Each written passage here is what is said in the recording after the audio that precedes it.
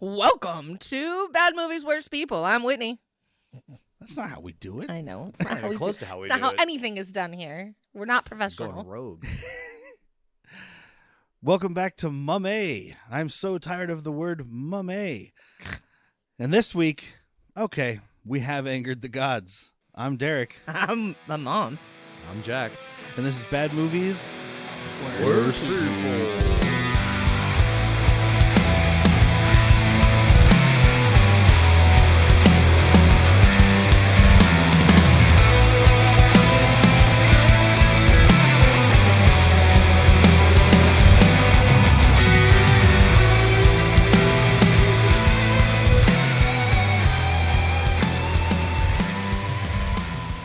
It's Mother's Day, guys.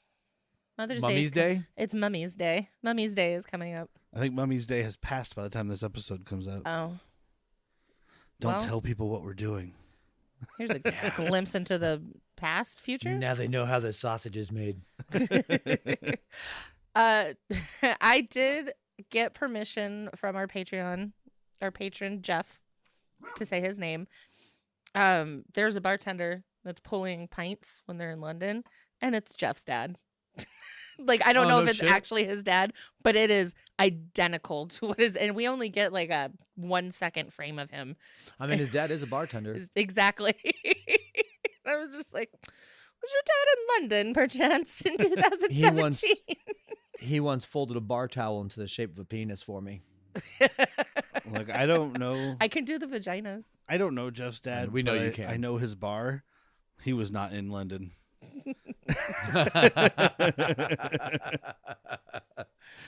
These people aren't even speaking English. It literally is English. Nope. Mm-mm. What's all this rotten about? He looked me in the face and said, Cheerio. How did he know what I had for breakfast? Because you smelled like pee. I had one Cheerio. We are here to talk about another Mummy movie, 2017's The Mummy, directed by Alex Kurtzman, who is not a director, as you can see watching this movie. Yeah. He directed one other movie, and it was not an action blockbuster, so that might be part of the problem. He's mostly a producer and writer, so he is a welcome back because he wrote The Island. Oh, I wasn't there for that, thank God. Yeah, you were. No, it wasn't. With Jesus, Ewan McGregor? Weren't you there? No. Oh. That was during Michael Bayhem. It's going to be Bay, and we were rotating in and out for our sanity, except for you guys. Oh. Good for you. I'm positive I wasn't. I know I was. I was on there. Good for you. Good for you. Look what you did with yourself. He'll be back because he wrote those first two Transformers movies. So neat. Speaking of writers, this movie had 6 of them. 6 of them. So he's credited. a Bay guy. He did The Island and he did 2 Transformers. Those are all 3 Bays. Yeah, and then he also, I think I know where he met Tom Cruise because he wrote Mission Impossible 3. Nobody wrote that. You just fucking threw a dart at a board with stunts on it. No, that's when they were still doing stories. Oh, I didn't watch it. I just want to criticize That's it. the one, I believe that's the one with Philip Seymour Hoffman. I'll take you at your word. He's in the suck zone. But yeah, this Eminent ruage. Tom Cruise is going to rue the day he went against Philip Seymour Hoffman. We're talking imminent ruage. Yes, it was written by up to and including 6 people. I want to start by saying, first of all, before we get into the actual movie, the balls this movie has to start with the dark universe. Oh, I know. That was my very first note when we get into the story is just dark universe, LOL. I was like, dude, I like what they have planned, but come on. The balls you have. We'll get into it. I'm kind of surprised they didn't continue, but we'll talk about it. But let me go through all these fucking writers real quick. So, welcome back, David Cope. He wrote Dark Angel in the Shadow, so he's been on the show a couple times. Coop. I think we decided Coop. Coop. He's got 2 pieces. That's Werner Herzog asking for some Cool Whip. Hand me the Coop. I'm going to put it on this piece of pie. It's going to be delicious. Extra Coop. Also written by a guy named Dylan Cussman, who is not a writer either. He's an actor. Fucker. Sorry, they call me Dylan Cussman, you bitch. Piece of shit. My family's came to this fucking country cursing the whole fucking way. We're the Cussmans, fucker. Every fucking day, dude. You swear, Mr. Cussman? He got his big break as an actor in Dead Poets Society, and in this he plays like technician number 4 or something. Yeah, I thought I recognized him. And Christopher McQuarrie is the other like main of the main 3 writers. It's where they go to get Scottish rocks. Christopher McQuarrie is Tom Cruise's guy. He wrote and directed Jack Reacher, Mission Impossible, Rogue Nation, Fallout, Dead Reckoning, and Final Reckoning. Okay. So he's a Tom Cruise guy. So you think like Tom brought him along after all these other guys kind of pooped out? He's like, I got a guy. Yeah. I mean, I think so. For the first 3 Mission Impossibles, they had like named directors. You had like, oh God. Didn't you have John Woo in the second one? John Woo did the second one. I can't believe I'm drawing a blank on the... He directed Blowout and... God damn it. Anyway, doesn't matter because I can't remember right now. I'm having a Billy brain Bob fart. Thornton. No, he's like a good director. I just can't remember his name right now. James Cameron. No, stop saying names. You're making it harder. I thought my job was to make things hard for you in life. De Palma? Yes, thank you. Brian De Palma. Jesus Christ. I've I don't know why I literally couldn't never heard remember that name before in my life. You Yeah, you know have. De Palma movies. We've talked about De Palma. I don't think we've done any movies of his, No. but we've definitely spoken about Brian De Palma. It's one of the few directors' names I knew before joining this endeavor. This might come as a shocker. I don't know directors. He directed the favorite movie you've never seen, Scarface. But then there are 3 other people credited with the story. So John Spates, maybe, who I think was supposed to be like the head of the Dark Universe. Like he was supposed to be their Kevin Feige. Okay. Yeah. He wrote Prometheus and Doctor Strange and Dune Chapter 1 and 2, or Part 1 and 2. So Okay. he knows how to write. I mean, there's parts of this movie that you could see where at least I could see why I like it. Parts of it, not the movie. Yeah. And then also Alex Kurtzman and some girl named Jenny Lumet, whatever. She mostly does TV producing. She's a showrunner on some of those new Star Trek shows and whatnot. But so all those people contributed to this being poop. Maybe that's why they brought her in, so she could try and connect universes a little bit, or at least be comfortable with it. Well, I'm imagining like a lot of these people are writing on other projects for Dark Universe, and so it's supposed to be a mixed match. And Christopher McQuarrie is probably the guy who's there because he's like, look, I know how to write for Tom. Okay. Yeah. Like, I got this. Which, do you? Because I was going to get this out of the way. It's like, without spoiling my review, I'm going to talk about some things I like and don't like throughout this. Tom Cruise is a terrible pick. He's a lot of things. Thank He's you. an action. Like he can be a lot of things. He cannot be charming. And I felt like he was doing his Brendan Fraser, or at least I was comparing it to that, and it just falls short. All these little like quip things that he's doing do not work. I think he's basically just playing MI6 guy. yeah, Ethan Hunt. Ethan Hunt, right? That's right. Ethan Hunt. It's pretty close if it's not right. He's playing his Mission Impossible character, but he's trying to infuse a little bit more comedy over like the charm and action, because I think he's sharing the screen with Jake Johnson for some of this, and I think he wants to like try to match comedy. Well, and you also neutered Jake Johnson. First of all, if somebody would have told me that Jake Johnson was in this movie, probably would have watched it in 2017. And his name not being Nick really fucked with me. Yeah, and it's great because when he's looking in the mirror and talking to Nick, he's done that before.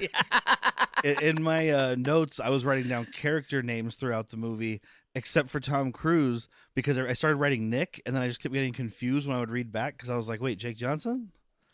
He's in this movie not nearly enough. Not nearly enough. And he's mostly neutered.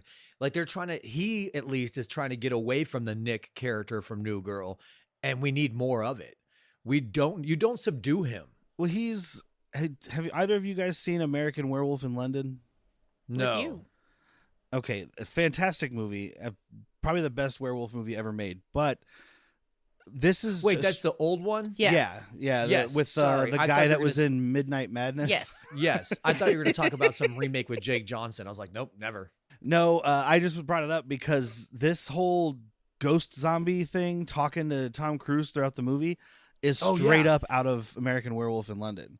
Oh, it The is. two isn't friends it? are like traveling the moors of Scotland. One gets killed, one gets bitten, and then the rest of the movie he's hallucinating his zombie friend who's giving him quippy remarks and advice and telling him about his curse. So give him more quips then. But yeah, there's not nearly enough of him. But you know what? That's okay because it's already nearly 2 hours. Yeah. And it felt like it was 2 hours. We can cut out a lot of the stuff with Jenna, who is his romantic interest / no romance. Because it's Tom Cruise. He doesn't do romantic interest very well, typically. No. I think it's a Scientology thing. And I mean, contrary to belief, I think he and Nicole Kidman did have some passion between them. You're going to talk about Far and Away? I mean, look, the only thing I've seen... Days of Thunder. Oh, yeah, I forgot she's in that. Heart. Yeah, but they weren't together then. That's when they started dating during that. I was about to say, the only thing I've seen them in together is Eyes Wide Shut, and they hate each other. But you're right, I did see Days of Thunder. So. You haven't seen Far and Away? No. Oh, it's Far and Away the worst movie I've ever fucking seen. Oh, we're watching Just kidding. It's not that bad, but it's not good either. We're going to do it like next year for St. Patrick's Day. I hope you like hearing me do an Irish accent. I'm going to come up with a theme for March that has nothing to do with that movie or what it's about, so we can't do it. Go ahead, I'll fit it in anywhere. Name me your sex tape. So we got a box office game. Box office! Insert clip here. Box office. Ka-ching. That's what she calls his penis. So this movie cost $125 million. Not as bad as I thought it would have been. Well, you know what? We often talk about inflated budgets. This is kind of a tangent, but it's something I was thinking about. Whitney and I were watching No Country for Old Men last night, and the whole thing is... Hold on. How'd you like it? I thought it was awesome, and then the end, I was like, okay. I am always saying, spoiler alerts, people. If you've never seen it, skip this part. Let the bad guy win sometimes. Well, the ending leaves you feeling. The ending leaves you feeling a little hollow inside. Yeah. That's because it's based on a Cormac McCarthy novel, and that's his specialty. But we were watching that, and it's $2 million that's found. So I was just thinking about it, and I was like, let me do some math. So I did some inflation calculator stuff. That would be $5 million when that movie came out, or $8 million now. So then that got me thinking about budgets. So this $125 million, I can't remember the exact number now, but I was like, say this was made in 1980. I did the reverse math. It'd be like $40 million. It's still a big budget movie, but the inflation of the budgets has to do with the inflation of our money. Since 2007, $5 million has become worth $8 million. So insane, right? Yeah. But either way, $40 million, that's like fucking 40 John Carpenter movies. I can only break it down in Carpenter movies. Sorry. That's like 62 Tom Savini movies. Because they're about $800,000. So it was 125. And do we have a Heine and Loney? That's 6 months of Jean-Claude Van Damme cocaine. Almost. Close to it, depending on the dealer. Are you ready? Nope. Okay. I'm going to say Loney would be, we'll say they broke even in 130. And then Heine, 200 million. Jacques? I think it did. I think your wife's on the right boat on the first one, but I think it lost a little bit. I'm going to say 100 million in the U.S. in the low.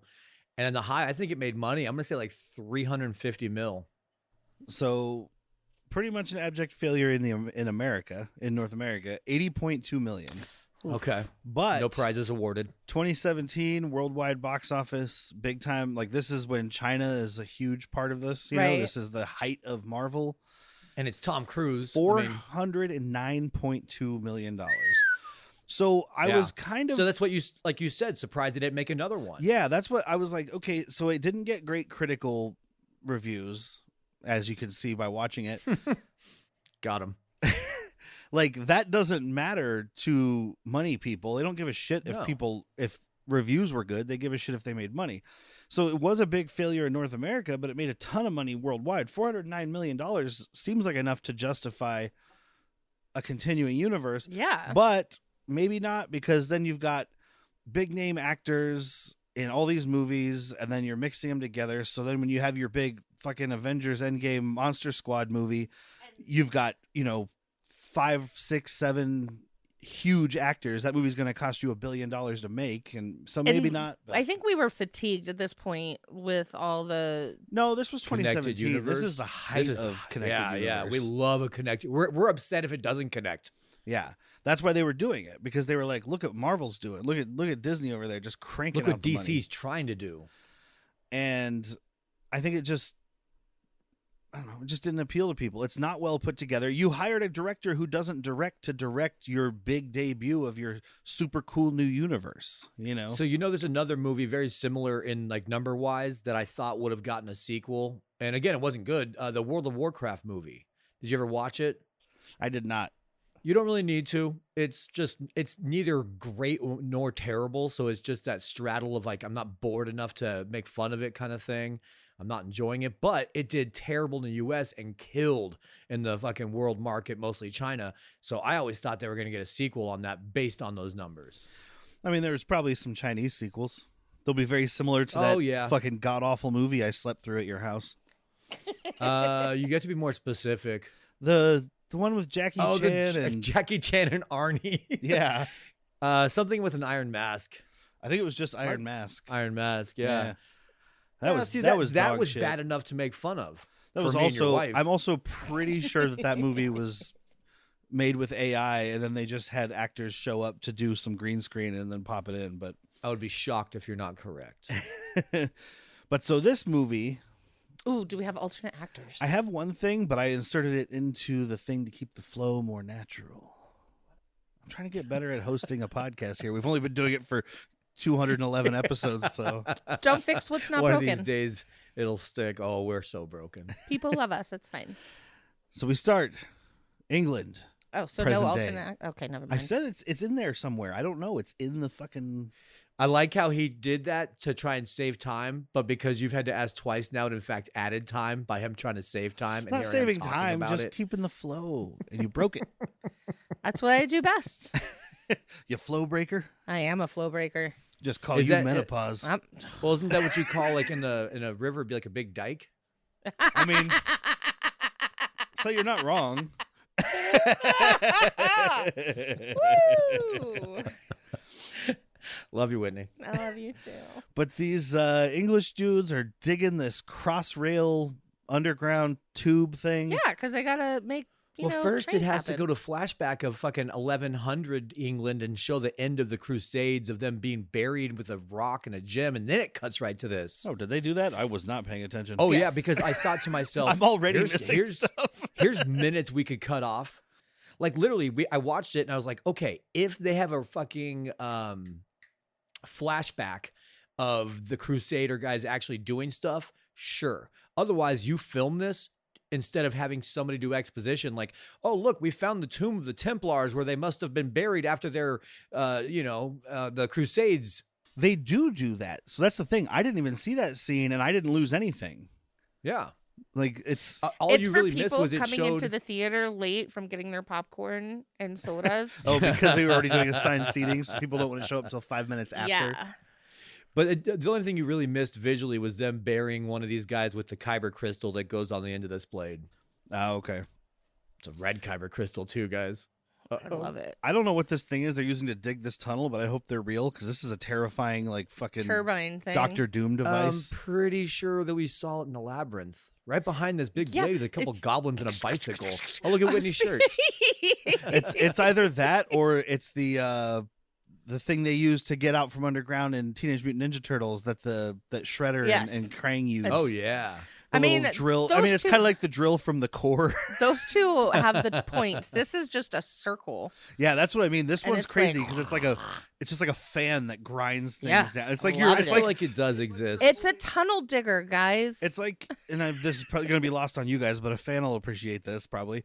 It's like the movie Brain Dead or Dead Alive that Peter Jackson made when the guy is walking with a lawnmower upturned and just walking through a crowd of zombies. It's like that, except for the zombies are dirt. Gotta watch that movie. Dude, it's one of the bloodiest scenes I've ever seen in cinema, period. You hit me at Peter Jackson.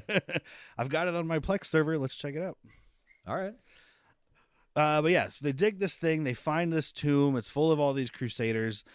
And then we get, right out of the gate, the first person we meet is our connecting fabric for the Dark Universe. Yep. You don't know that yet.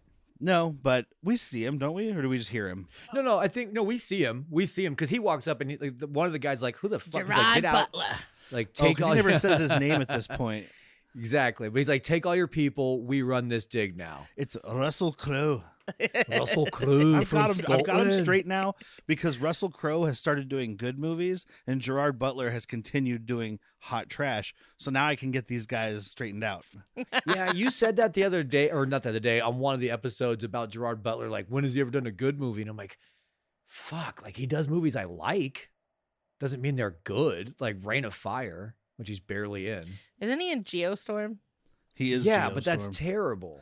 The only reason I know, we still have not seen Geostorm, but we saw that trailer 2,000 times. That's when we were going to the movies every week. Yeah, and every time the trailer ends with him driving away from the storm in this little tiny car, and then it says Geostorm, and I was like, "Is that just the name of his car? It's a Geostorm." So, the podcast, how did this? It was a commercial for the Geostorm the whole time. So here's what's funny about that. How did this get made? The podcast about bad movies. Yeah, I think we're better than them, even though they get paid to do it for a living and have more followers. That's besides the point. They're famous. I don't know. They're pre-famous. They had talked to somebody who worked on it, and they said that nobody knew that a Geostorm was a vehicle. Like they had no fucking clue, and then it just worked out that way. And they're like, well, can't fix it now. And they just happened to have him drive a little tiny 2-door fucking exploding box. I think somebody on set knew. They're like one of the behind the scenes prop guys. Like, nobody knows that a Geostorm is a car. Quick, put him in a Geostorm. Like, seriously, what it does is we've not seen it, but is he driving a Geostorm? Yeah. All I know is in the commercial, he's driving an itty bitty car, or in the trailer, he's driving an itty bitty car at some point. It's probably not a Geostorm because they stopped making those in probably 1992. But I watched that when I was still dating Kendra, or at least she was living with me. I can't remember. But like, dude, we know she's a big Jerry Butts guy, and I can get drunk and high enough to watch just about anything besides family movies. And yeah, like I saw it and I retained very little. I know there's a really badass girl with a gun. But yes, we meet Russell Crowe playing Dr. Henry Jekyll. Wonder if he's going to have anything going on. I like how you know who they are, but you still miss the accents up. Yeah, well, that's how we've said it for so long. I can't help it now. Oh, but he's down there in Australia fighting cancer. I know, but Crowe sounds so much better than Crowe. Russell Crowe.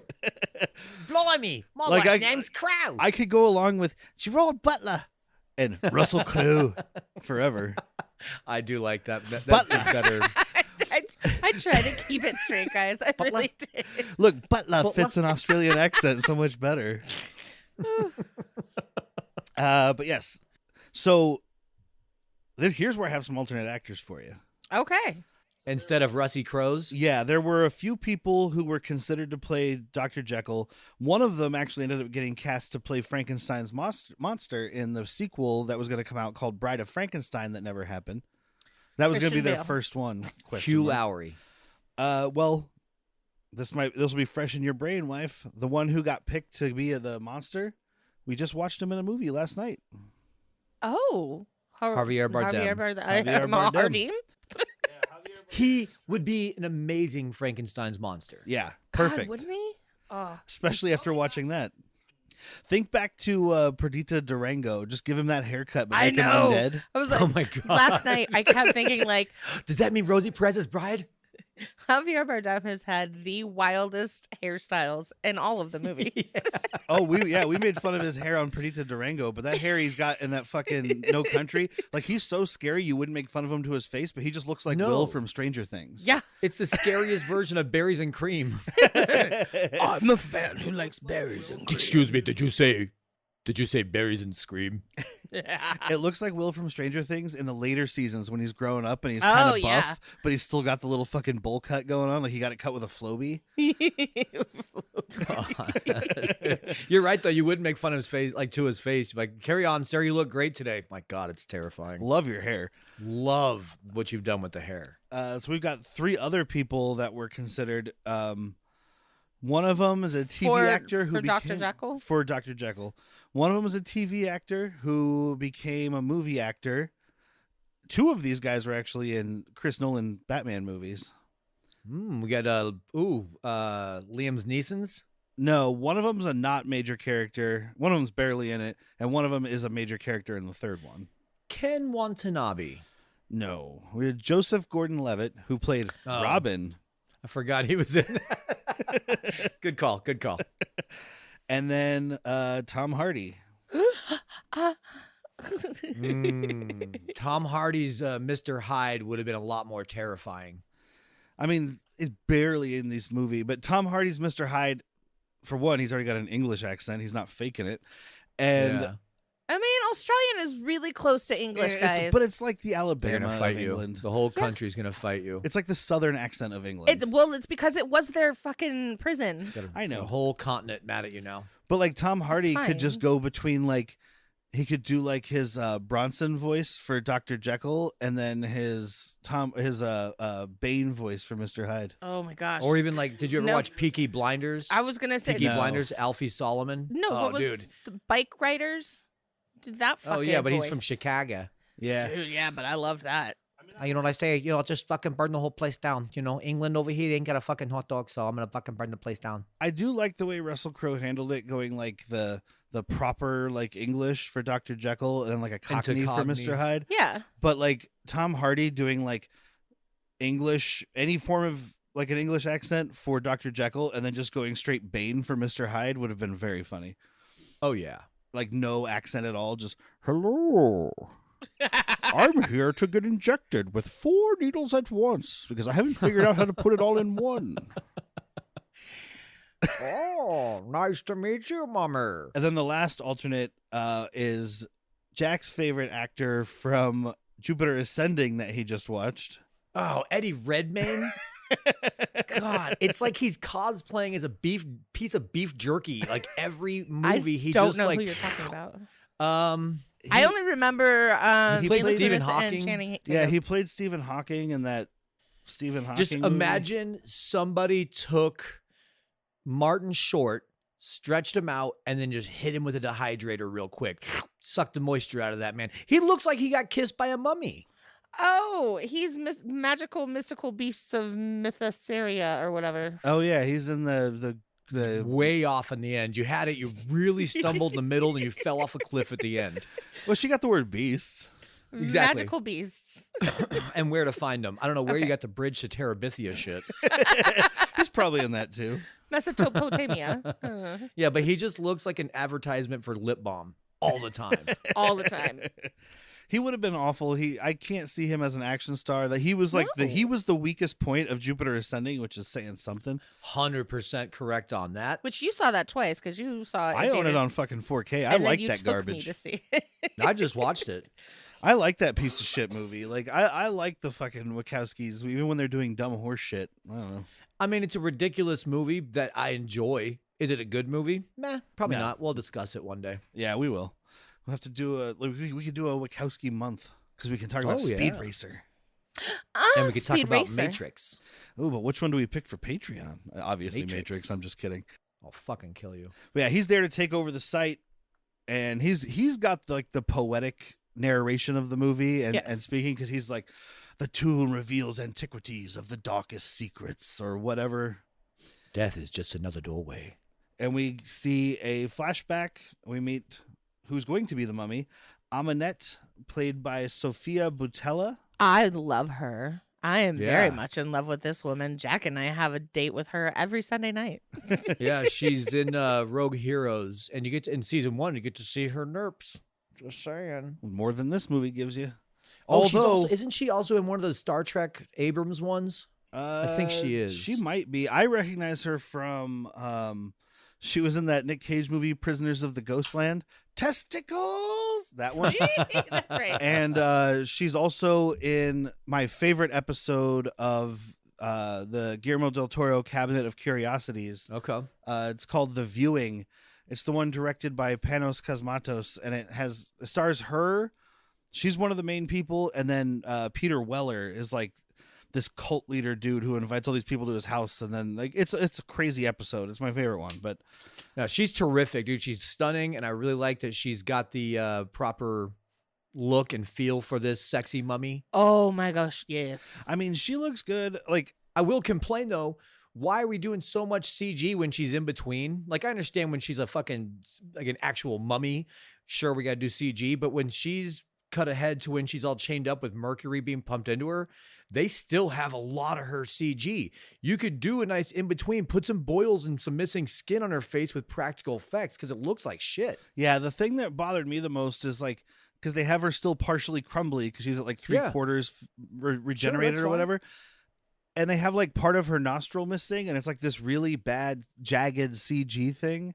Yeah. And like I was like, it's right in the center of her face. Let's not do that. Just put some slimy shit there. You can do practical makeup and make like you can get this effect. Yeah. And it probably I feel like it'd be cheaper, guys. Oh, and you know what? We'll probably talk about her again one day because I think she was the lead, but I've never saw them. But she's in those Zack Snyder Netflix movies, The Rebel Moon. Oh yeah, There's she two is of the those. lead. That's right. Okay, yeah. Yeah. I saw the trailer for it and I was like, I'll watch it when we do an episode. I'm good. Okay. I was going to say, you know what, dude? Put that up there with Jupiter Ascending where it's not good, but there's parts of it that I kind of enjoy. They've got like a faux lightsaber thing going that I like. Oh, okay. See, never saw him. I had heard that like, because he knew he was doing 2 movies, it was like the first movie is like, all right, well, hope you guys are ready for all the stuff to happen in the second movie. And then I don't know anybody who ever watched the second movie. Except for you, apparently. I'll watch anything spacey, dude. Come on, not Kevin Spacey. Let me rephrase that. I'll watch anything that's space-esh. Oh, so like K-Pax. Damn it, he got me with a loophole. He got me with that one. In my face, fucker. But she was the sole heir to Egypt until her daddy knocked up some lady with a boy. So now the boy is the sole heir. So she makes a satanic pact with Set, the god of death, who we know from watching these other 3 mummy movies is not the god of death. Nope. That was either Osiris or Anubis. It was. Wait, I think Set might be the god of death, and Anubis is the god of the underworld. I think Set was the god of destruction or something. I googled it and I don't remember now. Oh, okay. But then, I think originally it was like Anubis was the god of death, and then he was overtaken by Osiris, or flip that, reverse it. But either way, she makes a pact with Set. Chaos, storms, deserts, violence, and foreign lands. Like he gets so much. They made him okay. So she made a pact with the god of foreign lands, and they buried her in a foreign land. Bad move. Bad form. Bad form. But like, yeah, she makes this pact, and she gets magic tattoos, and the best looking effect I think of the movie is the pupil splitting thing that happens to her and Tom Cruise later. Yeah, I can agree with that. I like it. It just shows there's something else in there. Yeah. So she gets all possessed. She kills the pharaoh, kills the baby, kills the wife, or the baby mama. Kills the whole bloodline besides her. And then attempts finds a sexy boy. Yeah, she attempts to bring Set back to life in this faceless twink. And I'm pretty sure it's the same actor that's Dr. Jekyll's not sidekick, but the one that's like, Jenny, get the fuck out now. It looks like him. Yeah. Could be. It's funny because this is our 4th mummy movie of the month. Still no Egyptians. Like, as far as actors go. I mean, even in the first Mummy, there was a bunch of locals, but they were shooting in Morocco, so. Oh, fuck. I spoiler alert, guys. I did research for next week's movie, and it's the first Mummy movie to feature any Egyptian actors. Is that the one that just came out? Yeah, it came out this year. Which, by the way, is already on Amazon. 100 years after the first one. We finally got an Egyptian, guys. We did it. Oh man, we missed a great opportunity, by the way. When I searched The Mummy to watch this, 400 movies with The Mummy in them came up. Oh, And there's one called Mummy Shark, and I was like, should have got Steve and done that one instead of doing the new one. But I didn't know it existed until last night. yeah. Sand shark. But either way, she kills all of them. She tries to sacrifice this guy to Set to get him to resurrect or whatever. These guards come in, they bust caps in her ass, mummify her alive, and bury her far away from Egypt, which we end up finding out was Mesopotamia. Wasn't it like 1,000 miles away from Egypt or some shit? I don't. Mesopotamia. I know geography slightly more than you, Yeah. so that doesn't help. They said 1,000 miles. Okay. But yeah, they bury her far away from Egypt so she could never, ever, ever come back. Ever. Cut to far away from Egypt, modern day Iraq. This is when I learned Jake Johnson was in this movie. Right here. Right here. I'm pretty sure I told you guys last week, but No, no I one didn't listens learn to it. me when I talk. I haven't listened to that episode yet. Hopefully the people at home heard me say it. Maybe I didn't say it on the episode. Maybe I said it after. Who knows? I don't care. There's no way to know. So we meet Nick Morton, played by Tom Cruise, and Vale. Morton. Yeah. Is And it? Vale, played Mort? by Jake Johnson. No, I don't get it. Mort, like dead. Dead. Oh, I Like didn't. mortis, rigor mortis. Like mortgage. Yeah, mortgage is death note. It's like mort is death or dead Yeah. or. Look at you guys getting your facts right. But yeah, I was very confused the whole time because they kept calling him Nick, and I was like, no, the other guy's Nick. Yeah. Is you talking to yourself, love? We know Jake I want Johnson somebody else as this character, by the way. as I don't Tom want Tom Cruise? Cruise. I think he's Oh, fine. yeah, I mean, No, he- he's fine in the MI6 shit. The like that's all action this running is. and all of this that. is just MI6 with zombies and mummies. But Or The- Your wife's Mission right. Impossible. You're wrong. no, I need somebody else. Who do you want? It's 2017. Yeah. Chris Evans. Too I know He's he's already avenging busy. right now. We Yeah. can't get him. He spent 11 years doing nothing but Honestly? Avengers movies. Don't fucking laugh at me. Channing Tatum. Fucking shipbreak. Not shipbreak, but Sean. Sean William Astin. Scott. Sean William Scott. Too 'Cause he can be- too funny. He would That's be. what he this can't- movie needs. No, but he would. He can't be serious though. He would be sidekick guy. You think he would be fucking He's Jake Vale. Johnson then? He's Jake Johnson. Oscar I love is not a Isaac. leading man. Jake Johnson couldn't be the lead of this, and I'll tell you why. No. Oscar Isaac would be good because then you have Oscar Isaac and Jake And Johnson Jake running Johnson? around. What I need. So it's like Yeah. the white version and then the slightly ethnic version. Then you throw Jason Mantzoukas somewhere in there, and you got the three that look almost like a fucking cell phone signal. Idris Elba. Give me him. That'd be cool. But yeah, they're kicking it off with star power is what they're doing here. Idris They're Elba yeah. has star power. not Tom, I'm not Tom Cruise in Cruise star 2017. power. Also, way sexier than Tom Cruise. 409 point whatever million worldwide because of Tom Cruise. Yarp. But I did see a thing. So Jake Johnson, apparently he was offered his part in the film and he was like, fuck yeah, I want to work with Tom Cruise. Like, I know he does most of his stunts and like, it'll be really cool. So he signed on and then he read the script and saw like he had to do dangerous stunts, even though he's really only got the beginning. Yeah. But he was like, so he goes to Tom Cruise. He's like, I kind of have cold feet about this, whatever. So Tom Cruise, for the fucking 15 minutes Jake Johnson is in this movie as a non-zombie, was like, you know what? Here, take this rigorous 4.5-month training course at my multi-million-dollar facility. So he got to go and hang out at Tom Cruise's Complex. Mission Let's call it Impossible complex. complex. Oh, wow. And like train to be prepared for his stunts in this movie. I mean, Hard I don't quotes. dislike the idea of Jake Johnson doing action, but he is that. Oh, He's the fall guy. This He's is going to sound like he's I'm the Jar talking Jar. shit, but well, he's a watered down Brendan Fraser. Like he can do both, but he needs to be leaning into the funnier more than the straight action. Yeah. Um, He does best when he's freaking out. Mm-hmm. Absolutely, give me that high pitched scream. I I loved it. can't do a fake version. I was trying to do a quiet version and I can't get it. Yeah, I can't even get there. But I guess for his big stunt, which is when they're like running across the rooftops here in a moment, there's real explosions. They're jumping off a rooftop to another rooftop, etc.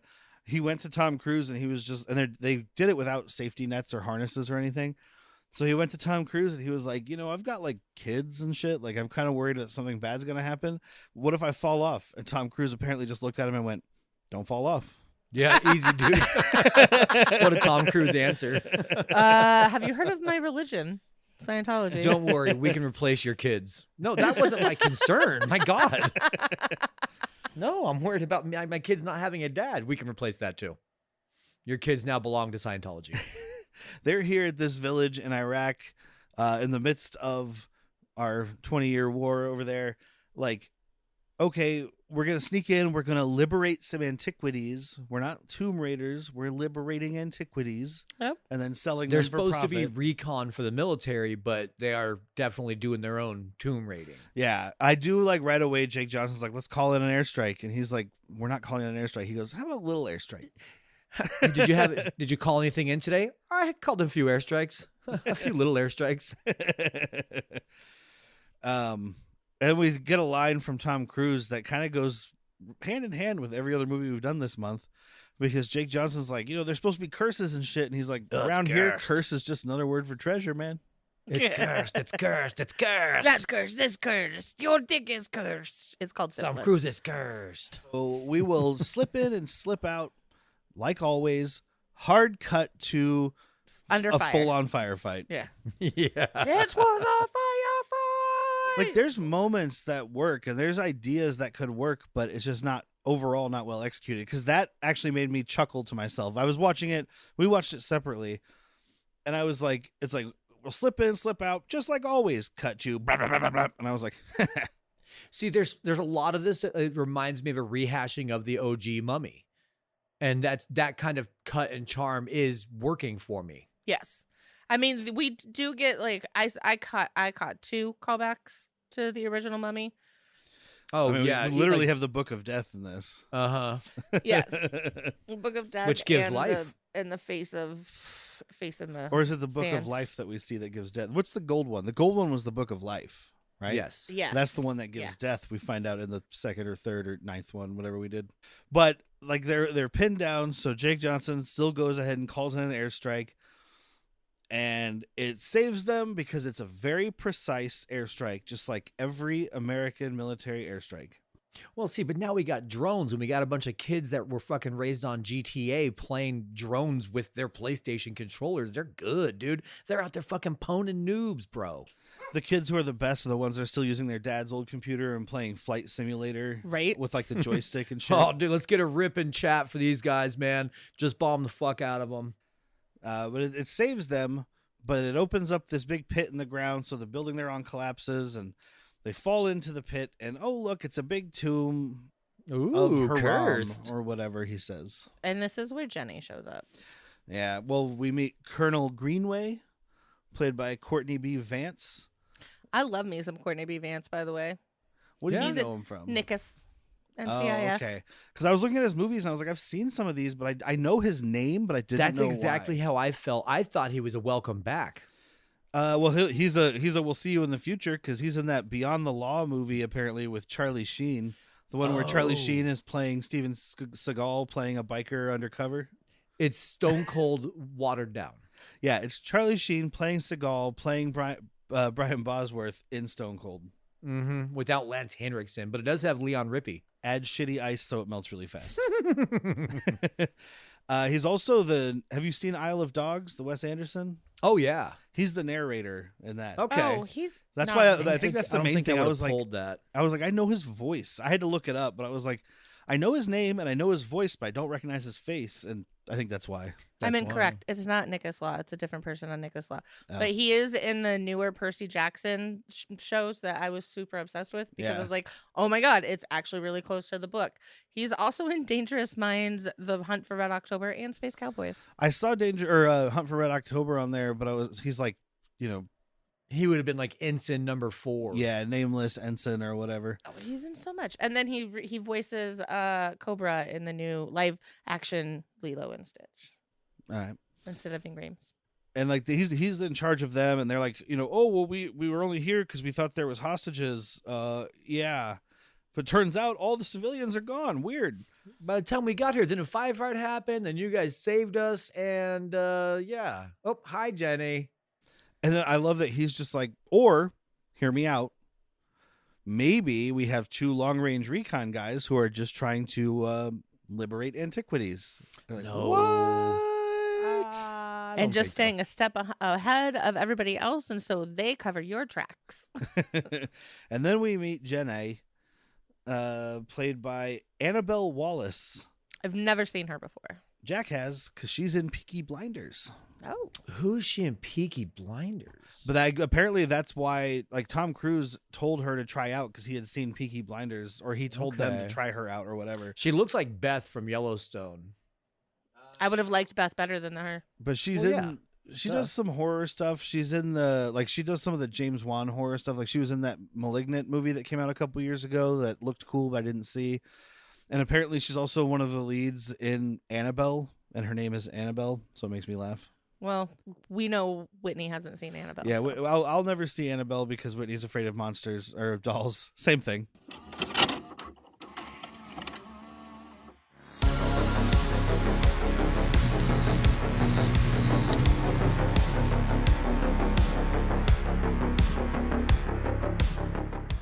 Hey horror friends, welcome to Tomb of Terrors. I'm Old Man Brad, your guide into darkness. Here, every episode is a journey into horror. I'm digging up the latest releases, having conversations with the filmmakers who bring these nightmares to life, or sometimes dragging in my friends to explore cult classics, like Bruno Mattei's Cruel Jaws. There's something spine-tingling around every corner. So whether you love a bloody Italian slasher, a chilling ghost story, or those hidden treasures scattered throughout Tubi, this tomb has something for every horror fan. Just dim the lights, cozy up in a blanket, and step inside. If you dare. Hey, mister, I got an extra $3. I was wondering if there's any way you know I can spend it. Have you heard of Patreon? Never heard of it. What is it? You go to patreon.com/worstpeople, give me your $3, and you can listen to a bunch of stuff that's way too inappropriate for your age. Oh, well, I'm actually pretty old. I just sound like this. It's like the Benjamin Button thing. But anyway, I was going to ask you, what if I got my mom to give me a couple more bucks and I could, give you more money? Oh, that's even better. You can get ad-free with $5. $5? You also can get access to Latchkey Vids, our TV recap show of forgotten 90s garbage. Oh my God, I don't even know what that is, but I'm excited for it. You should be. So $5 is all I need, and I get no more of these commercials? No more commercials. No more commercials. Oh, you get boy. to hear us talk about a singing cop show and more. Well, golly gee willikers, Mr. and Miss. Thanks for all the information. I'm going to go see if I can find a mom to give me $5. Let's go beat that kid up and take his $5. Oh, no! But we find out that Tom Cruise hooked up with Jenny, stole this map from her. 15 seconds. That was one of I came out while Whitney was watching it this morning, right at that moment. I was about to say something to her, then I stopped to watch it because it still made me laugh. Like, she's just like, he was able to mimic human intimacy, if only for 15 seconds. And he's like, excuse me, we did spend a night together. It was very long and satisfying if your human reactions were to be believed or whatever. Like, Yeah, I'm pretty sure I rocked your world. I saw your O-face. Unless you were faking it, I don't know why anybody would ever fake with me. I'm Tom Cruise. Ask Nicole Kidman or Katie Holmes. You don't need to fake it with me. And 15 seconds? Yeah, right, more like 15 hours. Did Scientology kill Katie Holmes? Yeah. No, she's alive. they replaced her with it's a living doll. Okay. It's like one of those sex dolls that looks real. Yeah. It's the same thing that they got to replace Avril Lavigne. But I do like just making fun of Tom Cruise saying he's a one-pump chump, and then like he says the long, satisfying night thing, and then like when he's like, and then yeah, I did leave without saying bye because she was so exhausted From all the humping. He's just really trying to double down on it. It's not good, but I at least got a chuckle out of somebody taking Tom Cruise down a notch. I really love the part where she's like, he's pretending he doesn't know me because he thinks I'm going to be too embarrassed to say that I invited him to sleep with him. To have fuck. I fucked him. To have fuck. Am I regretful? You betcha. Am I embarrassed? No. Nope. I'm like, yes, queen. So Courtney gotta B. get yours. Vance is like, you guys have 2 hours to check out this tomb. Don't fuck it up. So they all head down into the tomb. So at first there's mercury dripping from the ceiling. Why do we keep going into places like this? Stop doing it? Why? But like when I first saw the mercury drip on Tom Cruise's arm, I was like, oh God, I was making fun of the water in that Mummy 2. Oh my God, the same thing. I was like, it's not even staying on his skin. The water looks horrendous. Well, I figured it wasn't water. I was like, why is it all like shiny? Well, I just thought it was shitty. Shiny. Yep. Yeah, I just thought it was shit water. But it is mercury because apparently they thought mercury would weaken evil spirits. Turns out it just weakens human beings. Mm-hmm. And there's like a canal of mercury that goes to this big well, and they have all the protector statues, but they're facing in instead of out. And she's like, this isn't a tomb, it's a prison. Cursed. She's like, I am not leaving unless we find a way to get this up there. And he does the whole, oh, well, that's a levee and some pulley systems and shoot bang. So can we just fast forward a little bit that she's working for Russell Crowe? Yes. Right? So she knows that he's Dr. Jekyll and Mr. Hyde, or no? I'm not sure because she seems kind of surprised, but also not. So she's some sort of crypto xenoscientist, right? Why would she, knowing what she might know, then be like, okay, this is a fucking prison, not a tomb. We need to open it. Well, no, She didn't want to open it. Her job was just to get it to his study and let yeah, it. because they are studying these monster I don't mean open things. the tomb. I don't mean open the actual sarcophagus. I mean, like, why even open this mechanism here? You know, things like this exist. Well, that's what I'm Leave saying. it be. That's their whole thing, is they're trying to collect these things, study them, and then contain them with like modern means because old things don't work, even though this has worked for 5,000 years. Thousands of years this has been correct. But they get like, of course, when he sets off this pulley and it pulls the sarcophagus out, it also releases all these spiders, which are just camel spiders. They're not poisonous. I know. I'm says watching he. it. I'm like, I don't give a fuck if they're poisonous. They're enormous. They're giant ants.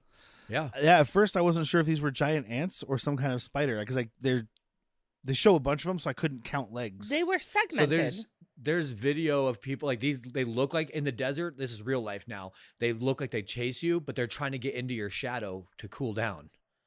So like they always seem like they're coming at humans, but apparently it would stop once it got in your shadow. I'm not risking it. I'm gonna Jake Johnson this situation and machine gun him down until I'm out of ammo. I'm gonna Peter Pan the situation, cut off my shadow, and run away. I was like, where's he going with this? Crow like a rooster and fucking die? Oh no, there's camel spiders. The Grow camel like a spiders just rooster and stop. fly away. They're like, what the fuck is this? Happy thoughts, happy thoughts. I can't. There's a giant spider coming at me. You know, my happy thought? Anything but this right now. Thinking about anything besides camel spiders. What's your happy thought, Derek? No spiders. Do you have a happy like thought? zero? Yeah. I got it. I know his happy thought. Steak frites in a Manhattan. Yeah. Let's go to Forbes. Ooh, I'm floating. Just the way Derek's like the least enthusiastic Peter Pan. Ooh, I'm floating. Hey, I'm floating here. Ooh, I'm floating. Hey, I'm floating. I thought about steak and whiskey, and all of a sudden, boom, I'm light. I'll be heavy after. But Jake Johnson gets bit by one of them, and Tom It's Cruise. not poisonous. It bit my neck. Tom Cruise starts getting visions of Amonette when she was all super hot Yes. before Wish she I was was getting zombie. visions of Amonette. I'm digging the toe and finger paint on this. I don't like it. Like where I it's li- just I like like it. teal. I love it. I like it. It's like you were trying to paint your nails, but you were so fucking high on meth you couldn't sit still, and you just painted your whole finger. Use a paint roller. You know what? I can't. I Done. lost the little tiny brush that comes in it, so I just dip my fingers in. Yeah. I dig it. I like it. But they send in a team to pull out this sarcophagus because why the fuck not? And immediately this like haboob starts coming to like blow them away, and it's like, this can't be a curse. Let's get on the plane and get out of here. Yeah. Yeah. Gone in 60, guys. Get And out. they're like being chased. I mean, I by think crows. boobs are more common in the Middle East anyway, so it is something they're like, just another day. Yeah, but still, come on. It's coming right for you. It's coming right for us. Come on. I mean, I'm going to tell you right now, when they're raising the sarcophagus and the city is like just surrounded with crows, I'm putting it back. Yeah. Yeah. Crows bad. But crows are always bad. The group of crows is called a murder. That's not on a whim. Yeah. I mean, you know how terrifying it would be to see like 35 Brandon Lees just sitting around you? I want to make ravens my friends. It's sexy. Nah, I prefer a fucking grackle. Ooh. They look like they've just bit like a crow that's been through it. Is this how They're the ones with like the bent beak and shit. Yeah. Yeah. Like a methed out crow is just a grackle. So they get on the big C10 or whatever, A10, whatever the fuck this shit is. It's not an A10. They say C16? it later. C110 maybe. It's a C-130. C-130. C130. I don't fucking. Yeah. I'm not a military. It's definitely Neither not an am A10. That's But- the tank plane. You got the C-130s, and then you have the EC-130s that give off the... Whitney, you have a lot more customers that talk to you about those things than I think Derek does. And you, despite the podcast record showing, you actually listen when you're working. Yeah. Yeah. See, I listen while we're recording, not while I'm working. I don't listen either. But like they get out of there. Of course, they have to have a moment where he's talking to her and she's trying to get serious, and he's like, "But like, really, why'd you say 15 seconds? Like, it's not. I mean, it's not cool. You shouldn't call somebody out on their shit." You really attacked my manhood. It back there. happens to everybody sometimes. It's not a big Look, deal. It's been a while. It was sensitive. You're very tight. I don't know. You had that thing going on with those little leggings. It really did it for me. I really like this whole Hitler's wet dream thing you have going on. You did this thing where you're working my nipples, and that just gets me going. And we see Vale. He's not doing well. Jake Johnson. He's like, why doesn't he fucking tell anybody? Or why doesn't anybody notice? Well, I can see why they don't notice. No one gives a shit. But like, Dude, I'm saying, like, I'm a people watcher, so I'm like, hey. well, look at Tom that over Cruise there. is trying to get Vales his dick isn't doing wet. well. Jenny Sure. is staring at the sarcophagus, and Courtney B. Vance is playing like fucking Candy Crush on his phone. He's got a little fruit ninja going. And I then the remember guards Fruit are Ninja. all just nameless nobodies. They don't give a fuck. Yeah, but he does kind of like, it looks like he's about to take a nap, but then his eyes just roll back in his head. And then Love instantly that. I was upset because I'm like, well, that means he's dead and he's about to be out of this movie. And he is out for a chunk, but turns out that he's just all zombified. I love the action. He's cutting the sarcophagus open. Everyone's like, Vale, what are you doing? He doesn't respond, keeps doing it. And what's his name? General or Colonel Greenway, Courtney B. Vance. Yeah, Greenway. Greenway walks up and he just does like that slow stab to him, takes it out, slow stabs again. And then everyone's like, whoa. And Tom Cruise kind of like, hey, tries to talk him down. He just starts slow walking and stabbing. Like, just, I'm going to thrust. I'm going to thrust like Daria. The way he gets, the way Cruz gets the gun out of the corporal's hands, awesome. Yeah, that's why you get Cruise. That's one of the things Cruise does. It's not why you get him, but So I was about to say this is where they're trying to differentiate him from Ethan Hunt a bit, because he's like backed against the wall and he's like afraid because Jake Johnson's slow stabbing at him, and he like shoots, but it's like he's barely holding the gun. It's like this little like flimsy arm that shoots him in the shoulder and then shoots him again, and then like when he hits the ground, he just kind of like the gun is still right by the side of his head, and he's barely holding onto it with his fingertips, and he just shoots him one more time, and then he He didn't gives mean the to gun, do that one. He's like, oh fuck, that was sorry. gives the gun to one of the guards, and he's like, my bad. sorry. He gives it back to the guy. But yeah, so Jake Johnson's dead. Bummer.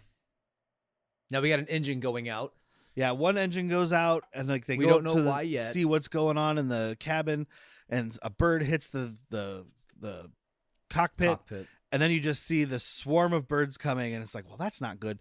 Now this reminds me, everybody, do yourselves a favor. The whole thing isn't set up this way, but it's very funny for part of it. There was a trailer for this that was apparently put out in IMAX, like shortly before it came out. That was a fuck up. Where They most forgot of the sound. Yeah, most of the sound is not there. So there's music and there's some of the narration, like you'll hear like Russell Crowe talking at some points, but it's mostly just grunts and screams. So like when the plane's rolling. Is it more terrifying? It's this scene. It's the plane crash. Oh. So like I started watching it last night, and at first it's actually really cool. It's like this silence with just like some kind of noises in the background. And I was like, this is a pretty fucking, like, it seems like a cool experimental kind of trailer. Like you're given a vibe. Like it's really neat. he gets up in the cockpit. Tom Cruise does say something there, but then the sound stops except the music. These birds start hitting, and you just hear these pilots like, ugh, and then like they're rolling around the cabin, and you hear Jenny like, whoa. Dude, I've seen it, and it is entertaining. I've never seen it. Maybe we put a link at the episode. It's pretty funny. Like I turned it off because it's like the longer trailer. It's like a 3-minute trailer, and at some point Tom Cruise did start talking, and I was like, I don't know if they fixed it or not. But the plane crash with just grunts and screams, especially because they show the part coming up. So the plane's crashing. They have this like 0G scene where the plane is going down and they're floating around. When he puts this parachute on her and pulls it to save her life, that's in the trailer, and it's just her going. Now, there's also something other with this plane, right? Yeah. So this thing they didn't do with like wires or CG. They did the 0G plane thing. It's the thing they used to train astronauts. It's the thing they used in Apollo 13.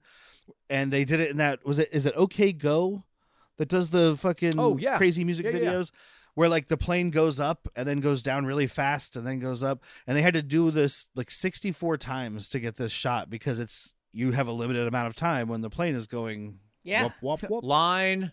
God damn it, Jenny. But like it's pretty cool. They're just tumbling around this fucking thing. I mean, it is a padded plane. Like when they first got it on, I was like, why is it padded? Well, and apparently they were doing it. The plane is like green coated inside. So all of this stuff is like, even the walls and stuff, all of this is added in, but it is probably the real cabin that they built, but then they just CG'd it in. So in the plane that they're in, it is just green padding on all the walls, but still it's pretty fucking cool. At this point, I was like, fucking cool. I don't know why everybody hates this so much. Like, it's not going to be great, but so far I'm having a decent time. I went through that emotion back and forth on that emotion a couple times in this movie. It's right here. I'm in. I'm like, all right, I get what you're doing. I'm not a fan of Tom Cruise trying to be charming, but I'm a fan of Tom Cruise action, so that's cool. And as soon as you see this scene, you're like, oh, they actually did this. You can tell. Yeah, and so he does put the parachute on her and save her life. And the plane crashes. I'll cut way ahead to the end, but she's like, you didn't even hesitate to give me the only parachute. He's like, yeah, I thought there was another one. Thought there was a second chute, man. Because he's a turd in this movie. But he's supposed to be our scoundrel. He's Han Solo before he gets with the rebellion. You know, he's out for himself and fortune. He's a grave robber. Russell Crowe literally calls him a rotten liberator. scoundrel in this movie. Yeah. He's like, oh, what are you, some sort of scruffy looking nerve herder? The second biggest laugh I had in this movie is that little interaction. We'll get there, but in 7 hours, just how long the movie felt. Sorry. So the plane crashes. So you're like, okay, Tom Cruise is dead now, right? Definitely. Definitely. They couldn't afford to keep him in the whole movie. The rest of the movie's just Jenny. Dude, if they did the balls a movie would have to do that, like the trailer just all Tom Cruise, like did they really just kill him in the first 30 minutes? No, he's gonna come back. They do the Psycho or Scream thing, right? Where like the first part of the movie, like the first part of Psycho has Janet Leigh, and then she gets killed and the rest of the movie is not her. Or Scream, they were like, Drew Barrymore's in this movie. Oh, right. And she's dead in like fucking 5 minutes. Yeah, that was the movie that I can think of. Maybe not the first, but it's the movie that did it best. Where it's like, fuck yeah, dude, Drew Barrymore in a horror movie, and then you go see it, you're like, Drew Barrymore gets killed in the first minutes of a horror movie. That's why, like, recently when Whitney and or it was like 2 years ago, whatever, when we were rewatching the Scream movies to get ready for when 6 came out. Like the beginning of one of them, I was like, oh, why do I know this girl? I went to go look it up, and then I was like, oh, that's right. It doesn't matter. It's the beginning of a Scream movie. But then we cut to Tom Cruise waking up in a body bag, and he's like, what the fuck is going on? Body bag, yeah. I love that his body had to have been so mangled that he has a toe tag that just says unknown. Yeah, because they're bringing Jenny in to identify bodies. Yeah. I mean, it's crazy that nobody's more concerned that not only was this guy dead, I didn't even think about your point you just made. He's a hot dog that you fucking lost in the grill days ago. And now all of a sudden he's back to being a bratwurst. And this is when we get Jake Johnson back and he's doing the American Werewolf in London thing. He's just like, you're cursed. Woo! Now come on, let's go. Don't try and deny her. Don't deny her. Just it's so much easier if you just go to her. Like, let's just do this, buddy. Let's go. Yeah, I'm also cursed. You think I like it? Kind of do. Look at how awesome I look. Look at this one eye. It's all white. Tight. And now, guess what? I'm going to save half as much money on glasses because I just need a monocle. I do like his zombie design. I like the one eye. Yes. And like he's still in his fatigues and all that stuff. Like he's in the clothes he died in. I do. So we're still relying a lot on CG, but at least they're trying to blend practical with CG. Even if this isn't like a white contact like they would have used back in the day, even if it's CG, we've got that good. We got that correct a long time ago. Like changing an eye color most of the time, but or the whiting other it eye out. is like half lid open, and it's like completely CG'd on the other half of his face. That's why I was just like, oh, they could have just So I just had a thought about why they're doing CG more than practical in a lot of movies. Is it because there's a lot of actors that don't want to spend 6 hours in a makeup chair? So like, cool, we just need you to spend 10 minutes putting these little dots on your face and we'll take care of the rest. I don't think it comes down to so much what the actor wants, unless you're like a Tom Cruise caliber. I was going to say, not that Jake Johnson would be able to say that. Tom Cruise, or like, I mean, what's another big fucking movie that would have a CG? I can't think of, but like, that level. Gary Oldman is always going to say yes to sitting in a chair for makeup. I guarantee it. That's what I'm saying. The day he says no. But the Tom Cruise, Josh Brolin in the Avengers. Yeah. Oh, even as Walt Goggins.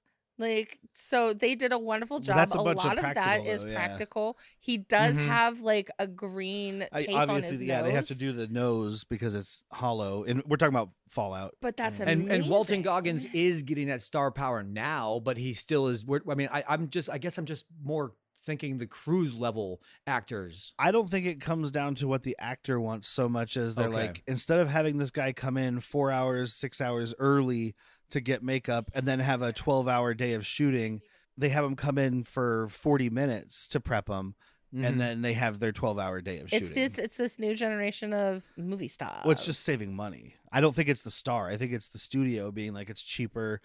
It's not cheaper. It's not cheaper to produce the Saves CG. time. It's cheaper the day of because you don't have to pay the actor to be there 16 hours. You only have to pay him to be there 10 hours or whatever. I don't know how it works. I was in the industry, but I never worked on good movies. It's out of our hands. It's not going anywhere. But then we go to these other guys who are investigating this part of the crash site that's like way far away from the rest of it.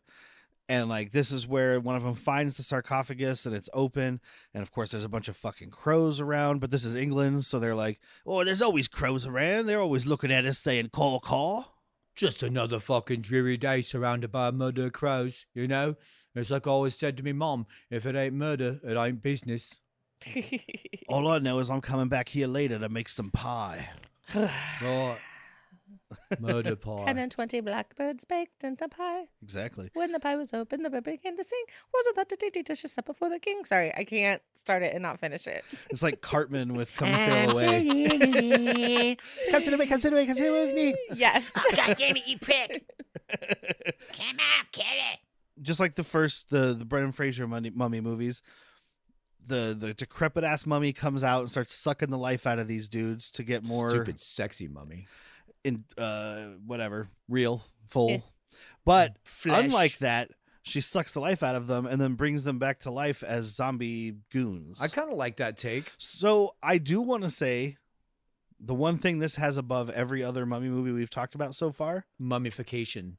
she's a mummy. She is a Yep. mummy. Like there I were thought about mummies that. in those, but they were all the goons. And this one, the main one is a mummy, and all the goons are zombies instead of And they the make vice a versa. point when they're burying her, they're like, and she was mummified. Like, okay, we got No, it. We she got a was mummy. mummified alive, they said. Yeah. Same as... Now again, I'm gonna He was buried alive. poke stuff here because they say she was mummified alive, but it looks much like what they did to Arnold Vosloo, which is just Yes. wrap you up and bury you. Correct. Mummified alive tells me like we're cutting out organs and shit while you're still alive. But they explained in this one, because they don't want you to join the afterlife, that's why you are not have, like, nothing is taken away. Like, you don't have these for your next life. They are going to rot in your body instead. I know, but like it's bordering I'm just on saying not she being, gives the exposition for that. because like so just I like being that. wrapped up in toilet paper doesn't make you a mummy. I've done it. Yeah, it does. Trust me. The 80s taught me anything. It's exactly what it means. But yeah, she raises them back up as goons. And then we go to Tom Cruise getting shit-faced with Jenny. Well, he's getting shit-faced and she's watching. Yeah, Or how is many he? shots and pints is it? Like, he's not getting drunk at all. That's what I think. I think he's cursed. Well, he's trying to get shit-faced. He's sitting there he's drinking a lot. Yeah. Yeah. But I wondered this moment and later when he's just fucking chugging Russell Crowe's whiskey, like, can he even get drunk? No, because he's dead. Cursed. Or it's like the Captain America thing. Like, he's got superpowers, so he can't get drunk now. Mm-hmm. Or like Barry Allen. He metabolizes it too fast. I was like, there's something else. Thank you. Mm-hmm. I was like, who the fuck's Barry Allen? Oh, yeah, that's right, The Flash. I was thinking about Marvel, not DC. Ugh. But yeah, like this is where she reveals she's working for this group who has this theory about a missing princess and the dagger of Set and a magic stone and da-da-da. And if you pair the magic stone with the dagger, the magic crystal, then you can kill the thing, whatever. I don't know. And we think that the stone is in the Crusader tube. You put this MacGuffin with this here Chekhov's gun, and then you get another MacGuffin, and that's the crux. This is when she has the line. She's like, I don't want you to laugh at me or anything, but I think we've angered the gods. And he's like, right. So I'm going to go take a shit because he keeps seeing Jake Johnson. Yeah. So he goes into the ladies' room to talk to Jake Johnson in the mirror. Another fun little moment between them because he's like talking to him in the mirror. Yeah. And it's like this bank of back-to-back sinks with the mirror in the middle. Yes. So he goes around the other side to find Jake Johnson and he's not there and he's just in the other mirror now. Yeah. I did love that. It's kind of fun. I'm enjoying this movie still, or at this point. He's like, they're arguing, and he's like, dude, you shot me 3 times. He's like, I panicked. I didn't mean to. I'm sorry. Yeah. Okay, 2 of those I'm going to take credit for. That last one, that's on mostly gravity. Dad, my finger was still on the trigger, dude. I'm sorry. It happened. I don't have trigger discipline. I'm very sorry. This, I guess, is just a hallucination. He goes out into the alley, and he gets attacked by this mummy and these magical size-changing rats. Yeah. Yeah. And then cut to him being in traffic. Yep. Almost hit by cars. And Jenny's like, hey, bro, what are you doing? He's like in that big, famous roundabout where the John Wick had the whole scene. Look, kids, Parliament. Big Ben again. Isn't the national Vacation. lampoons? This is the first time I was like, European. Like, there's been some mediocre CG so far, but I mentioned the magical size changing rats. This is when I was like, guys, because there's a swarm and they look rat sized, but then once they start getting on Tom Cruise, all of a sudden they're like Chihuahua size. No, they're still rat size. There's some that are just bigger. They get a lot. Chihuahuas are kind of rat sized too. Yeah. As somebody who had a girlfriend that had pet rats, some of them get pretty fucking big, babe. Yeah, but it's like every one that crawls on him, the animation just wasn't done right. Correct. Like every one that crawls on him is much bigger, and the ones crawling around on the ground are like normal size. It's very weird. Don't fucking like it. But yeah, she saves him from walking into traffic, and he tells her about his curse, and he's like, well, if I'm not cursed, then how would I know ancient Egyptian? And that Setapai means my chosen. And she's like, what? And he goes, you know what? Never mind. This is all in my head. Let's go find the sarcophagus. We'll find the prune lady, and I'll be fine. So he takes her directly to the sarcophagus that's miles and miles and miles away from the actual She's plane like, this crash. is not where the plane crash is at. This is, why are we here? This is not where It's like, no, this is it. This is it. I can feel it. Yeah, and it's like, this is where she should be like, okay, yeah, he's cursed. Like, It takes her so long for someone that is at least dipped her toe into the waters of the paranormal. Right? Like, she's taking way too long to understand. We caught on man. way Like, before I she would did. like to, I would just, if one of you walked up to me one day and was like, dude, I'm cursed, I'm having hallucinations, yada, yada, I may not 100% believe you, but I'm going to treat you like I do. You know what I mean? I'm gonna be like, all right, one of my friends is at least having hallucinations. Maybe it's not a curse, but they're hallucinating. maybe they just got some bad acid, and it's not. Yeah. Maybe they had mercury drip on them in a fucking cave. You don't know. Ooh. The Terminator 2 was leaking from the ceiling. He does say that at one point. He's like, this is just the mercury. I was in all the mercury. This is why it's happening. Uh-huh. But he has, like, while they're there, he has another vision, and then suddenly is inside this church that's there, and like the zombies attack him, and Aminette comes out. He gets gooned, not in the way that we think of now. No, but she comes out, and she's just like, she's checking him out like a slab of meat. She's like, is he sexy enough to be my chosen? See, I thought she was feeling his uterus. Like, can I put a baby in him? Well, because like it starts with like, this'll do just fine. she's turning his face back and forth and like looking at him, and then she just like lifts his shirt and starts rubbing his abs and stuff. And I'm like, I never want to weird. see Tom Cruise get tickled. I just didn't like it. I was him getting tickled was so fucking unsettling. Is this becoming a tickling podcast? This is not going to become a tickling podcast, but he's just like Tom Cruise giggling is more terrifying than any fucking mummy has ever been. Just imagine the lights in your house are out, and all of a sudden, Tom Cruise is just fucking giggling and tickling his way through your house. you go, what was that sound? And you hear, I'm in love with Katie Holmes. All of a sudden, your couch is bouncing around. It's like Tom Come out of the Cruise closet. ghost. Come out of the closet, Tom. Is it a leather couch with a velvet hole in it? No, there's not. It's not the ghost of J.D. Vance. So supple. Tom Cruise doesn't need to fuck couches. He has Scientology to get him slave people. Yeah. He's got machines that suck him off. Oh, you guys, the podcast just got shut off. Careful. Wasn't there one where we were recording at your house and we mentioned Scientology and the power went out? There's been a couple times, like he was watching a documentary about Scientology and then the power went out. And then we were mentioning it once and then the power, I don't think it went out, but it like, there was that flickered. big explosion. The Yeah. transformer We were exploded were doing video and then we were like, fuck it, your internet just went out because of Scientology. So Yeah. Yeah, we heard off in the distance, roll out, and there was an explosion. Yep. Oh no, somebody blew up a transformer. But like, so this dagger of Set is just hidden in this statue in this church. Yeah, because these Templars hid relics all over inside of relics. Yeah. Why not? Inception It's of relics, double dude. protected. That's actually true. Like shit like that did happen a lot. It's like you've never dumb. even seen National Treasure 2. I've seen both of them.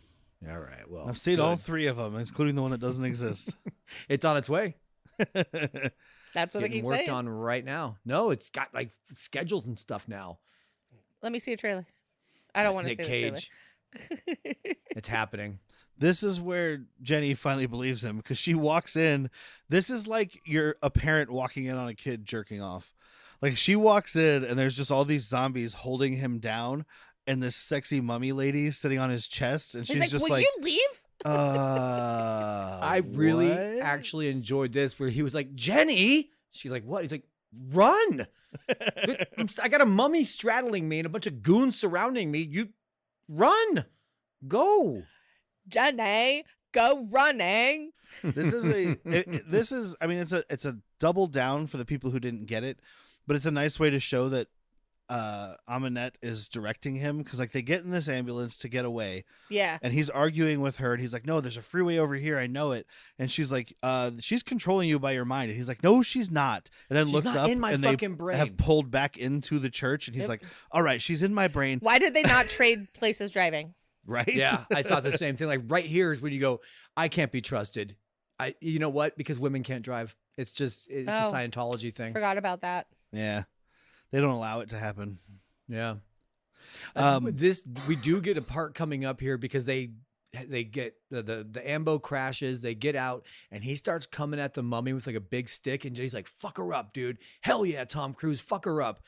And the mummy just uppercuts Tom Cruise out of frame into the forest. And it's the first of many times that I enjoy watching Tom Cruise get just gobsmacked by a mummy. Yes. Yeah, she gives him the full Todd from Scott Pilgrim versus the World, like just uppercuts him to the moon. She uppercut him into the underground little finisher level in Mortal Kombat. You know, you're on that bridge and you uppercut him just right, dude. That's Tom Cruise on some spikes right now. There's also a thing in here I felt was another like original Mummy series callback, or not original, but the Brendan Fraser ROG trilogy. Because when they're in the ambulance and the zombies are attacking it, there's the one hanging out the window and he hits the light post and it gets ripped in half and then the top half keeps attacking him, much like was it Tomb of the Dragon Emperor? Yeah. No, it's the second one on the double-decker bus. Oh, it is the double-decker bus. Oh yeah, you're right. I felt, dude, there's a double-decker bus in this. Like later when Vale's like, dude, we should get out of here. And he's like, that was crazy. All I could think about was like, dude, IMDb is lighting up right now while people are watching this. There are so many tickies, like callbacks. Ka-chings. It gets worse. It gets more as we go. But like she knocks out Tom Cruise and starts going for Jenny, and then the Jekyll Squad shows up to save her life. Yep. The Jekyll Squad. Well, the to Jekyll get the Squad. I like that. Well, they never really give them a name, so I just wrote down the Jekyll Squad the whole time. So they get her almost exactly how she is gotten in the first time. Like it's the blow darts in the first one. They learned. And then she goes down and it's like she sees it, or I'm just putting that in there, that she gets blow darted and she's like, not a fucking again. Seriously? No, I don't think you're reading into that one bit. Do you think this is the same squad that's in Hellboy? Oh, no. They do kind of give it a name, right? Isn't it the Praetorium or Prodigium? That is the name of the Isn't that what you building. said? That might be the name of that might be the organization too. I like the Jekyll Boys. I'm going with the Jekyll Squad. Okay. Czechoslovakia. That's where they all come from. I kept Dr. thinking of the Jekyll Czechoslovakia. Squad because of the Monster Squad. See? Okay. When he came to this country, they dropped the Slovakia. Just Okay. Jekyll. So they take him to Dr. Jekyll's hideout, and we go through this lab that has all these like pieces of monsters. I was trying to identify some stuff. I like this scene. I definitely caught the like a merman arm, like creature from the Black Lagoon. I think that's what that was because it has the webbing. And this is when 100%. my brain was like, oh, that's right. They were supposed to do a whole fucking series on this. Yeah. You didn't notice in the very beginning when it said Dark Universe? I didn't pay attention to that. She doesn't read The at the beginning of this movie was lost on you guys. I definitely track a vampire skull. Oh yeah, Yes. the Dracula skull And there. then the only other one, and I might be reaching here, it looked like a baby giant squid. Yes. That's what it So was. what is that? 1,000 Leagues? Oh, maybe 20,000 Leagues. I wanted to 20,000 figure out what the Leagues. big. I don't know if that's a universal, but I wanted to know what the big. There's a huge jar that has like a whole tentacle in it. That's the baby squid that we're talking about. Oh no, this is No, like a no, no, giant no. one. I'm- He's talking I'm about like not- a whole that's- baby squid in a jar. Yes. I'm talking about there's a Oh, big that was- one that just has like a tentacle in it. No, Cthulhu. you can. Maybe it is Oh, Cthulhu. it could be. But I mean, because Universal, like these are all Because Universal on the giant one, I monsters, right? saw the head part. Like if you look on the far right side, it's like the head. Oh, I only saw a tentacle.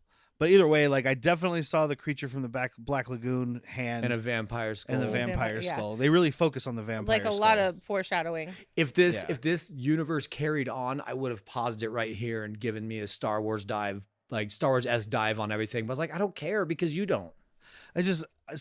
I read something about one of the writers who's not credited on this, but he was like in the room with everybody trying to plan the Dark Universe thing, was talking about like when they had all these people in there, it was just a bunch of people. He was like, it's kind of like you're at Thanksgiving dinner and your family can't agree on anything. It was just people being like, should it be this? Should it be that? Should the monsters be good? Should the monsters be bad? What are we going to do with this and that? And da da da da. Because they did have a planned like Monster Squad-esque crossover. Mm-hmm. So they were like they couldn't nail down what they were going to do. So if it had continued, it would have just fallen apart like the fucking DC universe because nobody planned anything. Yeah. But it's it's kind of cool to see that they were at least thinking about it. And apparently, this was also supposed to be like they didn't do it on the other movie, but originally their plan was this is going to be the second movie because they were going to tie in the Dracula, that shitty Dracula Untold movie from 2014. Oh God, I don't think I even saw that. It's got I can't think of his name, but he's in the Hobbit movies. Australian cat. Oh, I can't remember who's in it, but like apparently I wanna that was say their Luke original something. plan, and then as they were writing it, they kind of like got rid of the connections to that movie, and were like, "This is going to be the new beginning." Yeah. But yeah, he goes in there, he talks to Dr. Jekyll. This is where we find out he's Dr. Henry Jekyll. Luke Evans, that's his name. Oh, okay. He plays the Dracula. Sorry. I like Russell Crowe. I think Russell Crowe is probably the best part of this movie. Yeah, well, that or Sophia. Well, but I guess I just mean like Because she's just stunning. She does the sexy badass correct. Like it takes us to the last 30 minutes of this movie to get the look that I think she should have had very early on. I understand we're trying to reconstruct her, but this look, the last 30 minutes when she's a lot more complete, is awesome. Oh, it's like, and it's very little CG is what's fucking helping it. Yes. Yeah, it's just her with like gray paint and like little runes painted on her. But I do agree, Russell Crowe is very good in this movie, or maybe it's just the Lamas effect. I like that I call it caging out. I guess it's hiding out. Same. Yeah, when he goes from like Nick Cage in Family Man to Nick Cage in Prisoners of the Ghostland. Exactly. Yeah. And he's like, hey, guess what?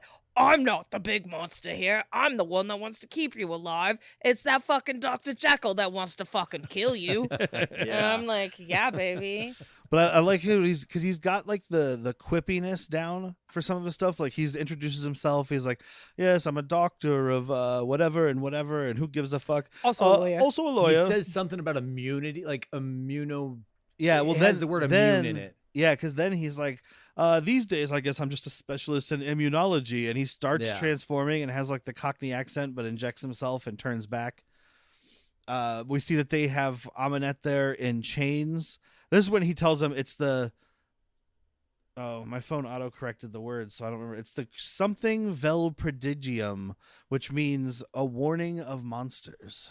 Woo. Yeah, we can find a better name. They're the Prodigium boys.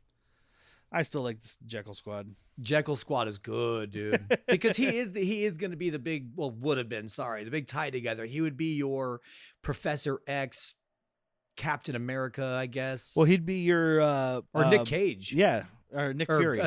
Nick Cage. He'd be your Nick Cage. Testicles. He's either your Nick Fury or your Agent Coulson, I guess, for the first phase. But Nick Fury ended up being the one that tied the whole thing together, and he was in charge and all that. Like stuff, a nice rug. The Russell Crowe tied the room together. So this is a valued hide. Wait, is that the guy who pissed on the Russell Crowe? No, Jekyll. Jekyll pissed on your Russell Crowe. But they have her chained up, and they're embalming her with mercury to prepare her for dissection. And I love Jenny's like, I thought you said you were going to study her. He's like, that's what I said, dissection. I hated this from Jenny because I'm like, so you are going to be the reason that they keep her alive. Like it didn't happen, but I thought she was gonna like go in there and unplug her and be like, "Look, I'm not on your side, but I don't want you to die either." And then the mummy was gonna get out. Like, no, you study her dead. Yeah. Kill that bitch. Yeah, like a fucking horror movie. Don't stop until she's ashes. Throw them in the ocean. But then you can't study when they're ashes. I don't give a fuck about studying that shit. Yeah, you don't need to study a mummy. Not a living mummy. I mean, like, okay, yeah, get your stuff mummy. Obviously, I don't condone this part. A live autopsy. You keep her alive, keep her pumped up. You have her super chained down. Not in this super kinky stance that she's in. But obviously, I don't condone it, but here's how I would do it. Yeah. There was a thing in the trivia, whether it's true or not, that was like talking about how one of the writers, I think, maybe, or maybe it was the director, literally told somebody like this way they have her chained up was something he had seen in a book, and it was like a bondage thing. Yeah, like, this it's is called full on... Anne Rice's Sleeping Beauty. No, this was like a real book, not a novel, like a nonfiction, like a Kama Sutra style, like a Kama Sutra of bondage. Oh, okay. I was like, this was definitely an Anne Rice's Kama S&M. But like she starts talking to Tom Cruise, and then he starts talking back in Egyptian, and like Jenny goes to stop him. Russell Crowe's like, no. I want to see how this plays out. Yeah, let's see. Hold on. Let's see what happens. Because I guarantee you, this dumb motherfucker don't know Egyptian. Mm-hmm. Did you talk to him? There's no way he knows ancient Egyptian. But like she's trying to convince him to help, and she's like, I wasn't gonna kill that guy. I was gonna give him eternal life. And he's like, and I loved my father. And she's like, and Tom Cruise is like, but you killed him and his wife and different his baby. Times. It was different times. I love that she literally just goes with like, well, things were different back then. And she's not wrong though. Like this was something that was happening all the time, dude. Regicide, patricide, come on, fraternicide. So like there's a scene where Jenny and Tom Cruise are having like a heart to heart, and that's where he says the parachute line. He's like, I thought there was another parachute. And she's like, oh, because she's telling him like, I know you're a good man in there, and he's like, no, I'm actually kind of a piece of shit. I'm a Scientologist. I never told you. The Jekyll Squad ends up finding the magic stone finally. and which is just a quick cutaway, and then Jenny is having a chat with Aminette, an Egyptian, and she's like talking about the old gods or whatever, and she's like, your accent is horrible, but I know what you're saying. Well, the old gods. Your language she says is it in so English. simple. It's fucking great, dude. Because Jenny's like, "What? Whoa, you speaking the English?" I don't think she says it in English. I think it's like when Tom Cruise was talking to her and we got it in English. It's for our benefit. It's like when She says baby... your language is so simple. Like this is where she just starts speaking English. Oh, I thought she meant She's your like, language is simple, as in like the way you speak is simple. Well, that too. She's like, but I also can speak your language. I thought now. it was like the little shit kid in Mummy Returns where they start showing Imhotep speaking in English to the little kid, but he's not speaking in English. No, I think this is, judging by Jenny's face, this is her speaking English and being like, Yes. "What? I was here for 10 minutes. Your guys' fucking dialect is so simple, a baby could learn it." And I'm not a baby. Yep. I'm a mummy. Mummies have babies. I'm a goddess. I adopted a baby. But she does tell her, like, I love Sophia Boutell's shit talking here, because she's like, what you really want to know is what lies beyond the veil of death. And Jenny's like, yeah, that would be cool to know. And she's like, I'll let you know pretty soon. I wouldn't worry about it. When I kill you. She legit, she doesn't even like graze upon it. She's like, when I kill you. She's like, dude, I know they found the stone and my chosen is here. What do you think they're going to do? And so this is when Jenny goes out, and we do get a moment of Tom Cruise and Russell Crowe talking, and he's like, so Doc, you said you can cure the curse, right? That's pretty cool. Russell Crowe is just like, well, I mean, some sacrifices have to be made. But see, I got the accent there. Not his accent in the movie. Breaking a few eggs. Yeah, I didn't do his movie accent. I did his real life accent. But I like his British accent, though. It's good. But like, that's when Jenny comes out and she's like, wait, you're gonna kill him? And he's like, no, he already killed himself. And the whole time in the background, Tom Cruise is like, kill who? What's happening? Wait, huh? Let's talk about that. I will have to say, it is kind of a little fun to see him not be the know-it-all. Just super like fucking impervious and omnipotent and all that. Like Yeah. how Vin Diesel writes himself into the Fast and Furious these days. Correct. Yeah, But this you're is right about that. a moment where I really actually laughed again by myself, because he's talking to Jenny as if Tom Cruise isn't there, and he's like, what does it matter? He's a thief. He's a complete deviant, and he's devoid of a soul. And Tom Cruise goes, what? And Russell Crowe goes, huh? Wait, sorry. Oh, you're What? listening? What? Oh, Tom Cruise, I forgot you were there. You may go now. Oh, I would. Ooh.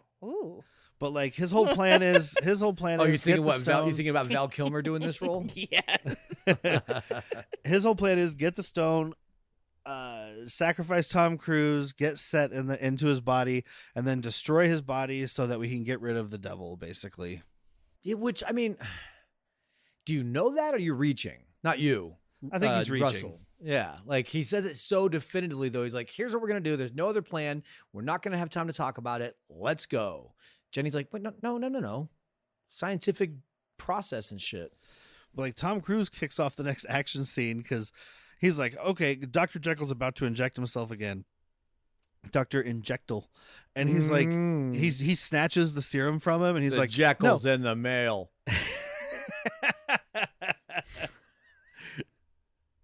He's like, no, you don't get your serum until you tell me what the fuck you're talking about sacrificing Get me. the fuck out, Jenny. Get out, Jenny. The number one Jekyll squad agent's just like, oh shit, grabs Jenny and fucking just out the door, and then it's the last remaining parts of Jekyll before Hyde comes out, smashes some button down, which just, he's like, you should fucking run, Nick, and just bop, bop, bop, bop, bank vaults.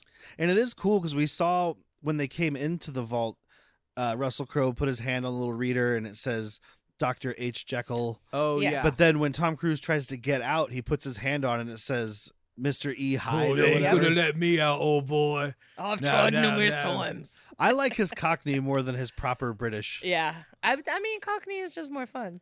I just think he does good on both. He's got the Cockney. It's not because of the proper British accent is bad. It's because he's got the Cockney accent and he's got the attitude. Because that's what, like when Whitney was saying earlier, like, well, I don't want to kill you. It's that other motherfucker wants to kill you. Yeah. I'm fucking evil, man. We can have we can hang out. We can have a couple beers, go to a fucking football match, and maybe burn down the world. I don't know. God save the Queen, except fuck the Queen. Crikey. I mean, shit. I fucked it up. Yeah, you could tell Russell was having fun with that shit. I do like his portrayal because exactly what you said. He's like, oh, I've got a bit of you're more of a co-ops kind of idea where we just run this shit together. You know, ladies love evil, and look at us, man. We're fucking evil. You're cursed, and I'm this. So let's go watch us a footy match and have a good fucking couple of pints. I hope they had a better plan for his Mr. Hyde in the movie because the acting is fine. The accent but is the good. look is bad. The look is garbage. Terrible. He looks like in Iron Man 3 when Guy Pearce gets the fucking virus thing in him, the extremis virus, and he starts glowing all red. Like he just has like red cracks in his skin and his eyes change. Jekyll, like, I mean, maybe I'm thinking of like, in the stories, he got like big and green and crouchy and just like not always super big. I think I was thinking of the League of Extraordinary Gentlemen where he actually becomes a big, giant, hulking monster. But that's it, though. He needs to be your Bruce Banner Hulk. So he has to be bigger, not just evil. Yeah, and I mean, I guess they don't even, I don't know, because I don't want to see more garbage CG, but he needs to transform in some way, not just glow a little bit. Put him in that fucking muscle suit that Vinnie Jones wore in that third X-Men. I'm the Juggernaut, bitch. He's got like, you can see like he is, his left hand is permanently like giant and not corrosive, but like it's bulbous. definitely deformed.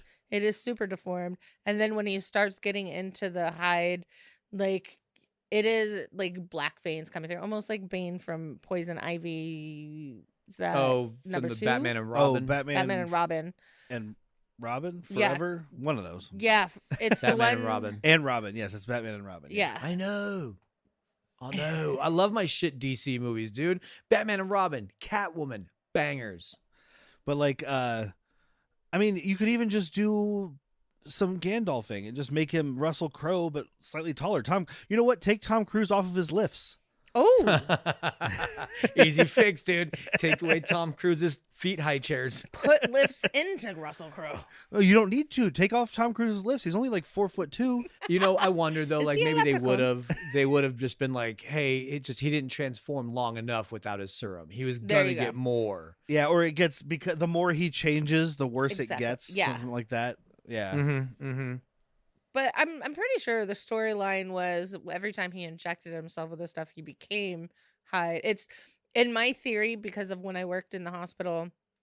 Sundowners, you're one way in the sunlight, and then the second the sun sets, it's dementia. The second the sun sets, your personality flips, and you just become this evil cunt. I always took it as an allegory for alcohol. Yeah, I think it's an allegory for alcoholism, because you're thinking about like science, and this shit was written back when science was, we'll take the blood out. What do you I don't know about why science? this person turns this way. We're gonna blame alcohol. Have a mouse eat their poop and see if that does anything. But yeah, because the original story, as far as I remember, I've only seen like cartoon versions and stuff. I've never seen any of the old movies that were made Is of it it or in anything. Bunny but, like, Rabbit? I think there's Bugs Bunny. There's definitely a Bugs Bunny thing with Dr. Jekyll and Mr. Hyde. I just love. No, I'm sorry. I just love. It's like I know a little bit about Dr. Jekyll and Mr. Hyde. I saw the Looney Tunes episode where Bugs Bunny drank the potion and started, carrying himself different. So I don't want to say I'm an expert, but I will say I'm well versed. I also know classical music because of Bugs Bunny. Kill the wabbit, kill the wabbit. I mean, that is true. But like, it was like he drinks the serum and turns into Mr. Hyde, and then I think it's like he starts to lose control, kind of thing. But whatever their plot line was for this, he got infected by some artifact or something, and then because he says, like we mentioned, he says that he's a doctor of immunology now, so he got infected with something. Yeah. He says if evil is a pathogen, there has to be a cure. That's his whole. And apparently, he's been around since. I mean, when was the original Dr. Jekyll? Like 1700s, 1600s. Oh, I have no idea, but it was, I mean, it was. So he's around for a long fucking England. time if they're sticking to any of that. But then they have this fight scene. It's kind of like he's fighting the mummy. Like the Dr. or Mr. Hyde can just fucking toss Tom Cruise around. Mr. Hyde was his father. Jenny's trying to get in because she snuck back in before this door locked down. So she's in like the library, but there's still like this thick Oh, and that's plexiglass. when we see the book of the living or dead. Who cares? Because she pulls out that gold mummy book and just fucking clocks this dude with it to Yeah, get she away does. from him. He's dead now. And they do show they give it like that single shot of the book, so you're like, that way you I know. recognize that. I know that pattern. It's got anyway. the little star pattern on it. Uh-huh. And Cruz ends up getting the serum, stabbing Hyde, and he's like, "Oh, good job there, Mr. Norton," and then turns back into Dr. Jekyll. Bully! Oh, I was wondering. I was thinking that you had quite a good hit when you started hitting me with that book, and then, all of a sudden I got knocked out, and it was not a bad time at all. That was beautiful. So, like, while the fight's going on, Amanette's doing this thing where she, like, mind controls a spider to go crawl into this fucking technician She's dude's doing ear. an awful lot of chanting for one little itty-bitty spider. Like, I was expecting a flood of camel spiders or rats or something, the way that, cause, like, it's that echoey deep thing, and then when little bitty little spider come on up.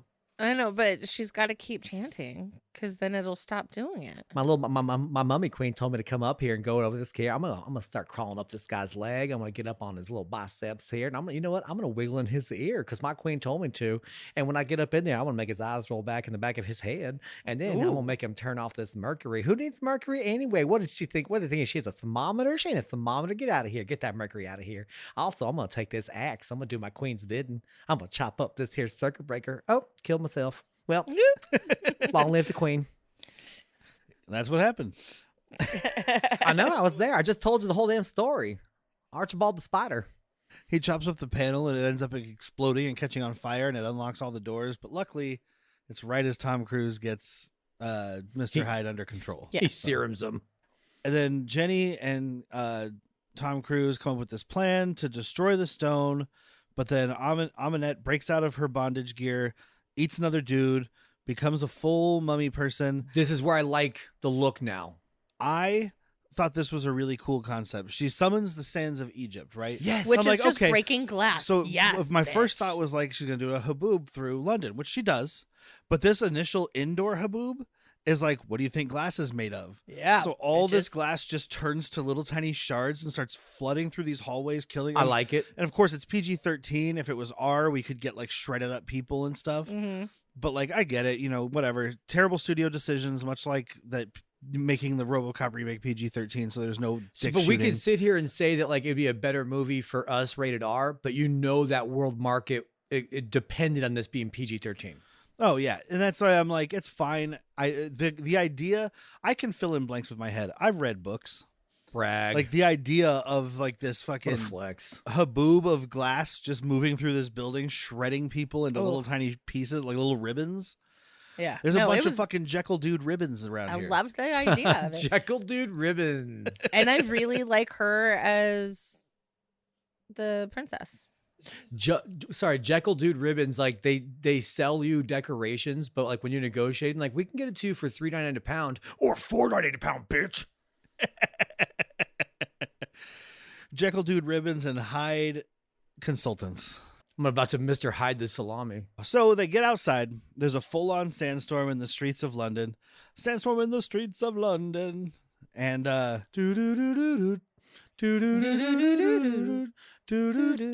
no, sandstorm on its way. Oh no, it's the 10-hour YouTube remix. We're in trouble now. God, that's only made for people on acid.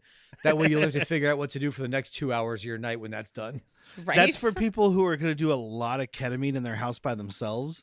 And they're like, if I slip into a K-hole, I'll still have music. So it's the 10-hour version of Sandstorm. It just never stops. That sounds like torture to me. Somebody puts me in a K-hole and just puts on Sandstorm for 10 hours. And I'm stuck there just taking it, just getting raped with music. Get ready for the launch. I don't know that one. No. Do you not? Oh, okay. You know what I can't do for 10 hours? That one that's like, la-da-dee-da-da-da-da. Around the world, around the world. I can do that for 10 hours. That one. He's better at music than me. You're fucking it up. Do it again, Jack. Derek doing music. I can't enough. now. He just fucked it all up. Derek doing music is my favorite thing. I'm a It's close firework. enough. Look, it's firework, baby. All right. I'm coming in like a firework. So anyway, We're messing up our Orinoco flow. there's a haboob in the streets of London, much as the Sex Pistols always said there would be. Haboob, streets in And London. We do get the face in the cloud thing.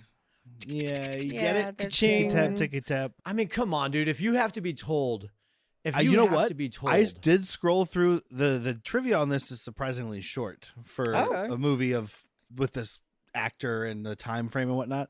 Nobody even said that's a callback to the original movie. Wow. Nice. Okay, are we progressing, or are those people just dead? They might be dead, They didn't watch it. or they were in the hospital at the time because their diabetes was going out of control and they had to get a leg taken off. What was happening in 2017? Well, 2016, the world ended. They watched so So- many The Brendan first time. Fraser movies, they got diabetes from the saccharin. Yeah. Oh, I thought it was just from the Doritos. It's kind of both. So they're fleeing. Ghost Veil comes in. He helps Tom Cruise. He takes Tom Cruise to go find the stone. And I love, like, they're going through the thing. He's like, look, dude, it's going to be great. I'll take you to the stone. You give it to Amunet. My job is done. The curse is over. Like, he's like, wait, I think you skipped a step in there. I give it to Amunet, and what now? Why is everyone trying to stab me? Why am I so stabbable today? Is it what I'm wearing? Am I Look, dressed like yes. I'm asking for it? Jake Johnson, do you want to stab? Why would you want to stab me? I've never done. Oh, you know what? Fair enough. Fair enough. I see your point. Yep. All right, I'm sorry I shot you 3 times. So everything is coming to a head now. Amunet resurrects, like, she uses Wi-Fi to resurrect the Crusaders from a distance. And, like, they come up, they kill all the Jekyll Squad dudes inside and open the doors for her. Some of the zombies, and so I'm assuming these other zombies, so we see the Crusader ones wearing Crusader shit. They Right. have, like, the chainmail and whatnot. Then there's these other random ones in these tunnels. Transients, dude. Well, they had a guy mention at the very beginning when they found the tomb. He's like, a lot of people don't realize England is just built on top of a graveyard. There's a bunch of bodies underneath us from hundreds of years and all this stuff. So, Yeah. It was a She lot has of an war. infinite amount of army. well, it's Yeah. not just war. It's. I mean, they're literally. We do it here too. They're building on top of buildings that used to be there. So it's like, well, I mean, this church kind of collapsed. Let's just build a building on top of it. Oh, was there a graveyard in there? Well, now you have a haunted attic building. I'm sorry. Whoa. At one point, there's going to be more dead people on this earth than alive people. I mean, we're already there. We've got to be there, right? Even though there's like 22.4 billion people or whatever. We are technically It was like what? 8 billion. Yeah, I know. I over-exaggerated. We're at least 10,000 years old of human life, right? Are you talking about science or Bible? Science. Oh, okay. Bible, we're only a couple hundred years old. Well, we're talking about mummies and magic, so I thought maybe you were talking about the Bible, and it's like 6,000 years old. No, but like, Yeah. well, no, they said that It's people didn't. about ex- 6,000 years Oh. for So, Earth. Yeah. so 20. Not for people. The Bible thinks that Earth is only that old. oh, yeah, wait, no. that's right. Earth didn't exist. There was people were like day 4. Okay. So the Earth's a little bit older. I don't know. I still think humans were like day 7 when God was like, "I'm all good." Oh shit! I forgot to put something in there to fuck it all up. That would make sense. Humans. This day 7, he was hungover, and he was just like, you know what? I hate this now. He was trying to make perfect beings, and we came out because he was hungover. To quote my dad, I'm over it. Throw humans in that shit. But yeah, the Crusaders unlocked the tube for Amunet. The tube? I keep saying tube. The tomb for Amunet. Oh, excuse me. I've been locked out of YouTube, and I really want to watch these other mummy movies. Excuse me. Can you unlock the tube, please? Please, mummy. Unlock my tube, mummy. So she goes in, she gets the stone, she makes the lightsaber. Tom Cruise and Jenny are like in a river fighting zombies. You got Tom and Jenny. I thought about that the whole time. I was like, if Tom Hanks was playing this mummy guy, Oh, it would He be did a worse. Angels It and would be a Demons. He worse could have movie. done But this. no, that nope, was it trash. wouldn't be. Both those movies were trash. I like the Those books. Dan Brown. Brown fucking I read the first book. It was fine. Those movies are garbage. Yeah, because of the haircut. No, because of everything. That's the closest Tom Hanks got to being an action star, and no, thank you. You still haven't seen Road to Perdition, huh?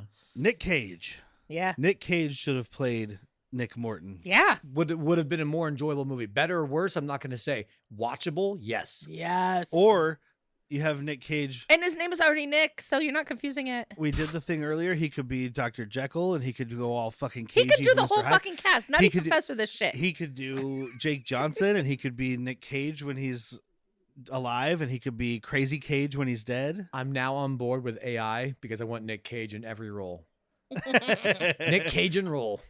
Nick Cage. You want him as the mummy too, but still like dressed sexy? Mm-hmm. I definitely want him as Sophia. He's wearing a bikini and like doing zombie shit or whatever she's doing in this. Just tickling himself. If anybody could do it, Nick Cage could. I'm saying. I'm not for data centers, but if we can use AI just for that and then just, be done with AI, that'd be great. Like right before the next data center gets bombed by Iran, someone produces that movie. I hope Nick Cage knows that we love him so very, very much. He doesn't know who we are, but if he does, he knows we love him. Well, he's got enough movies that we could do an entire year of Nick Cage. I already did it. I'm going to find a way to write him. My phone's down there. With a quill. He might be more apt to read your letter if it came on parchment written in quill. I was going to say, dude, he does not read emails. He only reads handwritten letters if delivered by nothing but natural light. It has to be taken to him by either a messenger pigeon or a little like Cockney newsboy. He will only Excuse hear me, Mr. letters. Cage, I've got a letter for you, I do. Extra. Extra. Here's a letter from a lady in Arizona. Hey, kid, what day is it? Is it Christmas Day? Go buy me that goose. We need him. Dude, the movie's almost over, guys. Let's go. Oh, yeah. Sorry. Side quest. I trust me, I'm loving this. Yeah, I mean, you got me on Nick Cage, man. I'm reimagining the whole movie as I go through it in my head with Better Nick movie. Cage. In All right, each let's role. start the whole podcast over, but we're going to do it with Nick Cage in every role. But they're like fighting some zombie dudes in the river, and they end up getting split up. Whatever. Zombies pull her down, I think. Oh, yeah. Oh, that's what it is. Yeah, and then Zombies are pulling her down. he swims up into She this wants tomb. to go down. And you know what? She This chose is where the hell. zombies look the best. Like the CG is not awful. It's not good. It's not James Cameron doing Avatar. But in the water, they look pretty, like a lot better. But I think it's because they don't have to move so much naturally. I They're- was they're literally zombies swimming. Thinking the exact same thing. I was like, wow, this CG fucking works right here. Yeah, it looks so much better. I was underwater. wondering if it was like partial, practical and CG. Like if they had people down there with like green coats and then green coats. raincoats. The I don't think they green had coats are coming. raincoats underwater. I said green coats. Oh, I thought you said raincoats. But like I don't think that's how they work. No, it's keeping the water off me. It's a raincoat. You are underwater. Yeah, but my raincoat's keeping me dry. But like they probably had like green wetsuit people in the water and then CG because that will always work I don't better. think they have anybody there. Tom Cruise does come across Jenny dead. Yep. Drowned in the water. And like Is he like me or is he like a MumMay? oh, I did want to mention when we said Tom Hanks in this, I was thinking about the whole time. Tom Cruise runs a lot, as everybody knows. It was If running. I was going anywhere, I was running. Dear God, turn me into a bird so I can fly far, far away. Like a Oh no, crow. you turned me into a crow. Now I have to hang out with this MumMay. Oh no, it's a murder of Russell Crows. Just a swarm of little tiny crows. Okay, all right. The AI thing. One more thing the AI needs to do is to put Russell Crowe's face on all these crows that are flying into the airplane. Real Oh, you quick. don't have to AI that. You could just CG that. That's fine. I can't. Well, you can't. Okay, I thank can't. God. I could All right. try. It'll look awful. I think if you had the right computer, if we weren't running on like the Sega Genesis of laptops. It's a 2015 MacBook. It's pretty out of. Oh, I mean, up to sorry, date. Sega Saturn. Look, this came out before the Xbox One, so it's fine. Came out before this movie. But like, yeah, so he finds Jenny, pulls her out, gets overpowered by these crusaders. Amonette comes out. She's like, fuck your dead girlfriend. And he rushes at her. No, I'm giving you a command. He rushes at her. And this is, again, like earlier when Jenny was like, beats fuck him up. so hard. She's like, this ain't going to happen. And just baps him across the room. I Dude, have this to is say, the best of it. She at one point, sorry, waiting, like at one point she fucking just down hits him and he hits his head on the stairs so fucking hard. It's Yes. phenomenal. yeah, it is. And then in the next scene, his face is beaten the fuck up. I'm like, yes, thank you. Because that would happen. You would shadow your orbital. Whitney said it earlier, and I don't think I realized how much I do enjoy it. That he is a punching bag. He is like we have these people now that can't take more punches than the other guy, can't lose a fight. Tom Cruise is at least like I'm getting whooped up by a fucking female right now. Yeah. You know, and it's great because he's just like keeps By a getting back up. 5,000-year-old female. Whap, whap, whap, gobsmack, bitch smack. Tom Cruise spends the majority of those Mission Impossible movies losing. Yeah, Right. true. Like he wins in the end, obviously. So I'll give him credit for that though, because that is like, I what was on the other day? Oh, Die Hard. I got home and the end of Die Hard was on. I'm like, dude, Bruce Willis just gets his ass kicked the entire fucking movie until he keeps doesn't. on licking. Until he gets that one moment where it's like, oh, you beat my ass for 20 minutes and I landed on a gun, boom, you're dead. You know, whatever. We don't get those anymore. So the fact that Tom Cruise is even trying to do that is props. Maybe he still has a love for the cinema, and he's like, let's do a callback. Well, he understands to, like, acting. He understands acting. And he does whatever you think about. Like I spent a long time hating Tom Cruise. Like after Mission Impossible 2, I checked out for the longest time. I literally guys. just rewatched them or watched them all right before Dead Reckoning came out, the first of the final 2. And I loved him, but like I spent a long time hating him because he just kind of plays Tom Cruise. But the more I read about him and stuff, the more I'm like, he actually really loves movies. He loves cinema. Apparently on this, I don't remember if it was Sophia Botella or Annabelle, whatever, the girl playing Jenny. One of them was like, I learned so much from Tom Cruise on this movie because like while they were not shooting, he was like talking about the lenses they were using on the cameras. He's talking about framing. He's talking about the models of the cameras and the types of like microphones and lights and like, he's autistic. He gives a shit about all of the stuff that has to do with cinema. He just this is his life. Obsessed, yeah. It's his life. That's what he cares about, and that's pretty cool. It is pretty cool. He filmed up that lightsaber duel that we're going to see in Starfighter. We all have to agree that his best fucking character is in Tropic Thunder. Is it Lenny Grossman? I don't remember his name. No, I don't think that's even his best. I didn't even. It's not his best, but that's his most. That's his most. Love it the way active It's everybody his else most does. endearing. I I love think that that's one. the most he's ever acted. I've never seen You Can't Handle the Truth. I need to actually watch that. It was on when I was growing up. Like my parents watched it, and I was grounded, so I was like sneaking watching it, eating dinner. It was a whole thing. I mean, best Tom Cruise movie is Cocktail. Okay. You know what's funny? This is his second lowest rated movie on Rotten Tomatoes. You want to guess what his most lowest rated movie is? Cocktail. 9% on Rotten Tomatoes. Cocktail. Oh, woo. But there was a cool story. I think Jake Johnson told it on an interview or something. But Maybe one of his many podcasts. apparently him and Tom Cruise went out for dinner at some point, and he was like, "Oh, we're gonna spend the whole time getting hounded by people because he's fucking Tom Cruise." Right. And they're sitting in this restaurant and nobody's bothering him. And he was like, "That's weird." And then as soon as they were done eating, all of the wait staff and everybody like went outside and lined up, and he took pictures with every single person because basically he had gone in, either him or his agent or whoever had called and was like, "Tom's going to be coming in for dinner. Please leave him alone while he eats. He will take pictures with everybody when he's done." I Aw. respect that. Let me fucking eat, and I'll do all the things you want, dude. Yeah, that's what Jake Johnson said. He was like, "I don't want that. I like being second banana to that guy." Mm-hmm. But like, he's like, it was a pretty fucking cool thing that he did. Because Tom Cruise has kind of earned it to be, if he wanted to be an asshole about being in public, he probably could get away with it. And just be like, I don't do what, like Tobey Maguire. Oh, Yeah. right. You know, I don't do autographs. Like, fuck you. You know, but he's just like, no, it's being famous is because of you guys. I mean, he's kind of one of the last like movie stars. He's one of the last people whose name sells a movie. I was literally thinking that earlier. Derek is making me like Tom Cruise, and I'm very fucking upset because this is he's- going to ruin like 35 years of my fucking life now, meaningless. The more I learn about him, the more I mean, I know that he's a psychotic cultist, but like the more I learn about him, the more I respect him, at least as an artist. I know. Right. I'm not Agreed. enjoying myself right now. Well, it's kind of par for the course, so never mind.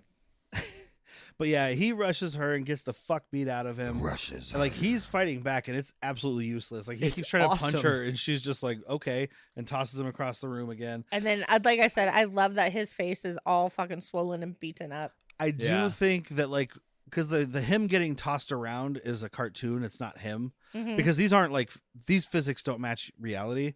Correct. So it does look like shit when his body's flying through the air because it's 2017 and we still didn't have that down. Go back and see any of the Marvel movies from that era or now when they have like large groups of people who are just animated CG people. It's like you can see that something's not right, but at least they are doing the makeup to make it look Yes. like. Now it's not matching because if he got his head smashed into the stairs the way he did in this movie, he's dead.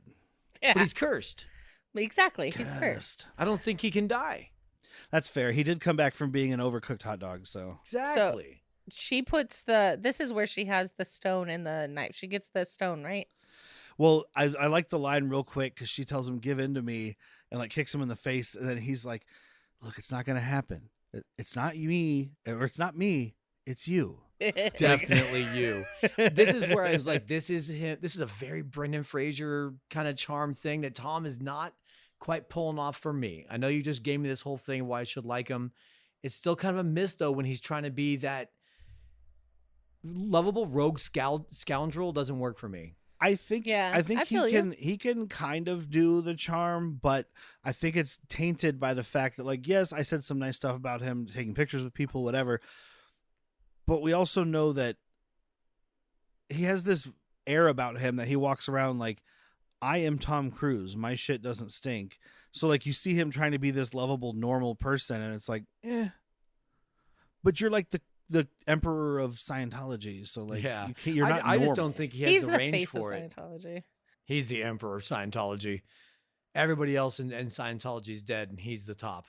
I mean, there is a guy that's in charge of everything. I don't know if it's still the same guy. His wife disappeared on a boat, and no one knows what happened to her. I think someone knows what happened. I think someone knows. Someone knows. It's the guy whose wife disappeared in Tom Cruise. Maybe John Travolta. But like, yeah, she has the lightsaber already. She put them together. Tom Cruise snatches it from her when he's doing the reverse breakup scene. Oh yeah, she picked it up right when they stormed that fucking the Jekyll boys. The Crusaders, yeah. And I keep calling it a lightsaber because of Jack calling it a kyber crystal. It doesn't actually glow like a lightsaber. Can I just say this fucking blade is sick and I want it. In glass, made of glass. I love this fucking. It's ebony glass, so it's black glass with a bright red fucking crystal. I've played Oblivion. I know what the ebony glass is. Well, I don't know if listeners do. But this blade, if any of you know me, you know I have a thing for knives, and this knife is sick, and I need it in my life. She's not talking about Scott Pilgrim. Oh, I need this knife. I mean, she was older than everybody else on the movie, so true. In 2010, she was 24, so she's like 40 now. Who isn't? Me? Oh wait. I can't say that 41 anymore. this year. But yeah, like he starts to smash the stone, and then she's like, don't do it, you'll have power over life and death. And he looks over at Jenny and he's like, so he kills himself with the dagger, and she's mortified. She's like, wait, I don't know what happens now. I didn't plan for this.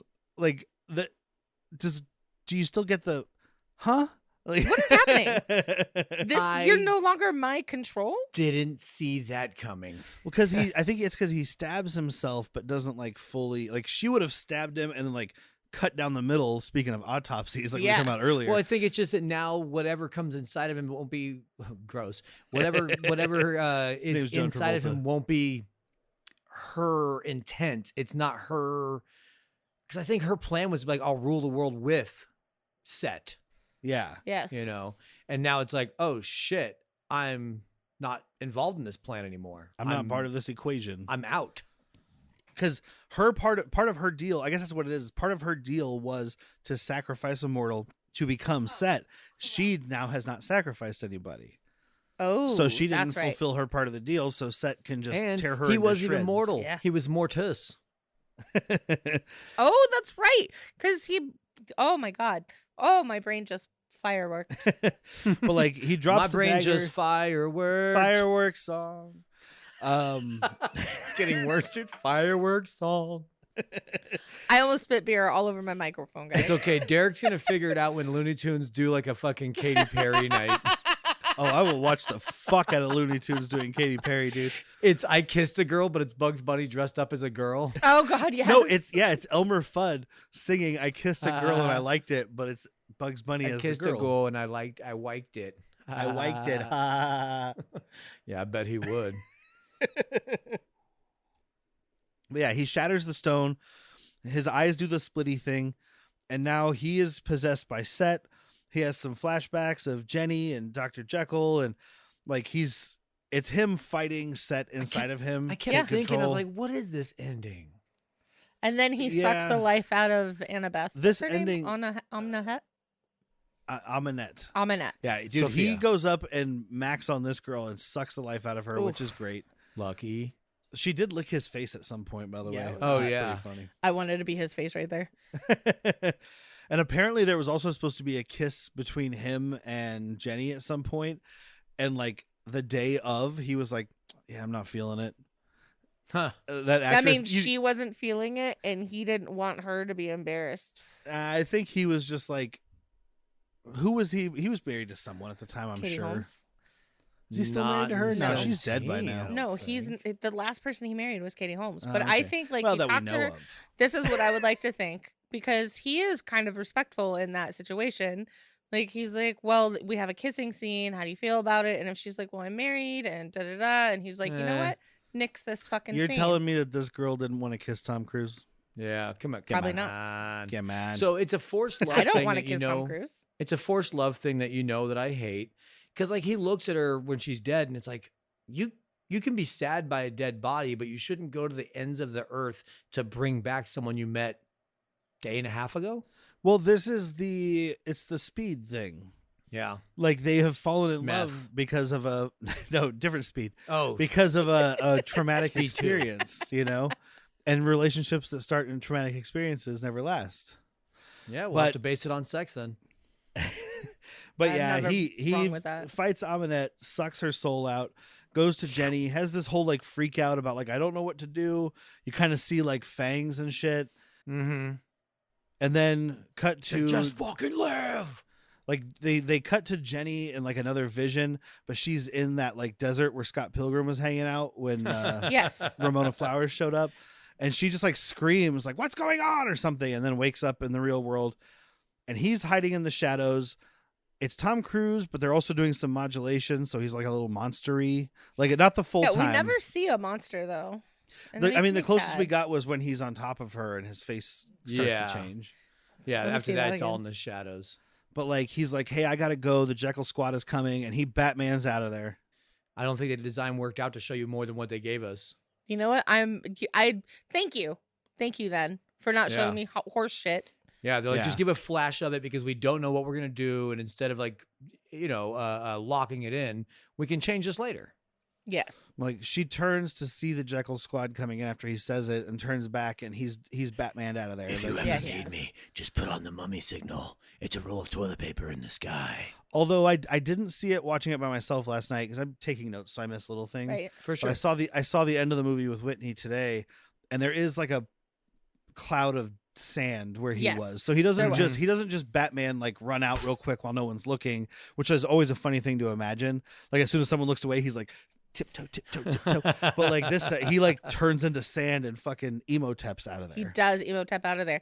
And you think it's the end of the movie, but Well, no, it's No, I not the end didn't. of the movie because it's 2017, so you've got to have the 10-minute wrap up. This is actually a Yeah. pretty tight wrap up. It is a to be tight one. honest. So we've got the Jekyll Squad putting Amanette back in her sarcophagus while filling it with mercury. They're like, none of this pumping mercury into her veins shit. Who has time? We have a cave that produces mercury. Put it in a fucking tomb. This kind of didn't make sense to me, although I guess maybe it's just the way they're talking. But like Russell Crowe's like, because Jenny goes like, oh well, you underestimated him. He saved my life. He sacrificed himself. And he's like, right, but he's a monster now, isn't he?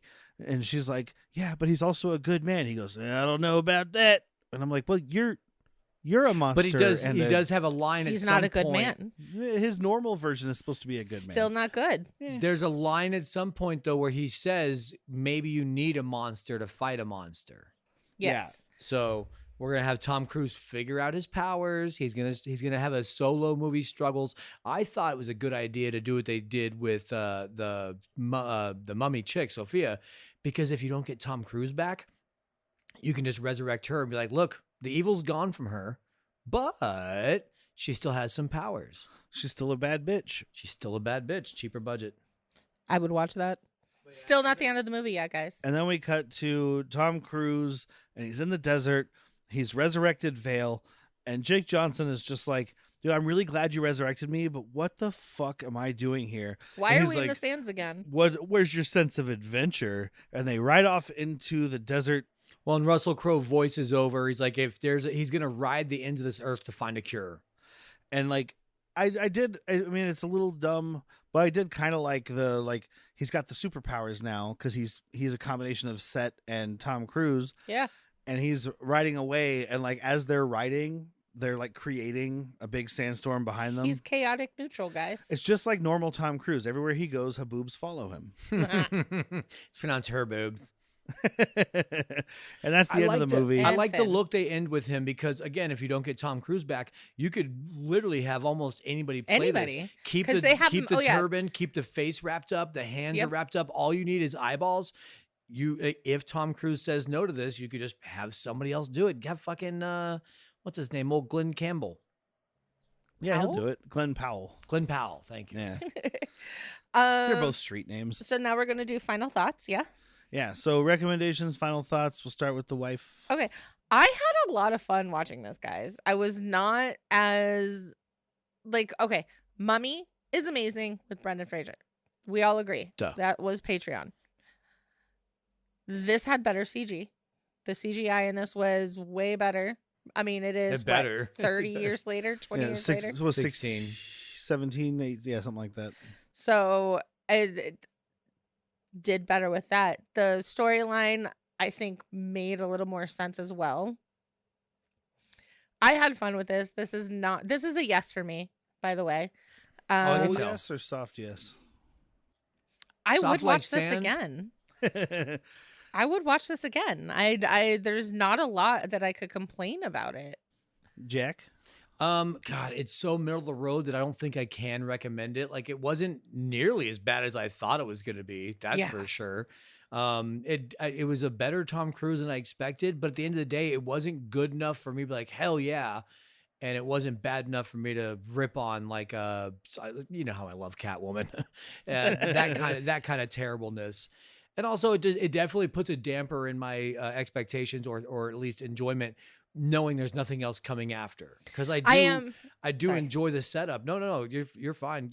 You know, you can go on right after this. But like, I enjoy the setup with a dark universe, but then I know it doesn't go. That's what I'm disappointed with. That stings. I want that. I So- want the rest. Like, give us the more. It's 10 years later, guys. So Come I on. don't think I can recommend it. I don't think I would like to never watch it again. I would watch it again though. So I came into this episode being like, big no, but talking about it, I had some more fun. And the thing with it is, I'm going to say soft recommend only because like it might be worth a watch. It's not good, in my opinion. It's that mid-10s generic action movie. But those are sometimes fun to watch because it's a lot of action. Sure. There's stuff going on.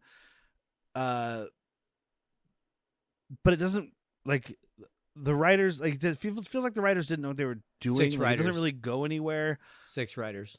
You could feel a little of the chaos between that and the writing. Yeah, and like it's not great. Like, there's nothing if there was another Dark Universe movie, sure, I'd watch it, but I also don't care that it's not there because like I feel like this would have been very much a DC extended universe thing where like that first one worked, let's do the next one. Oh, I still want a dark universe, but I just want it done correctly and planned out.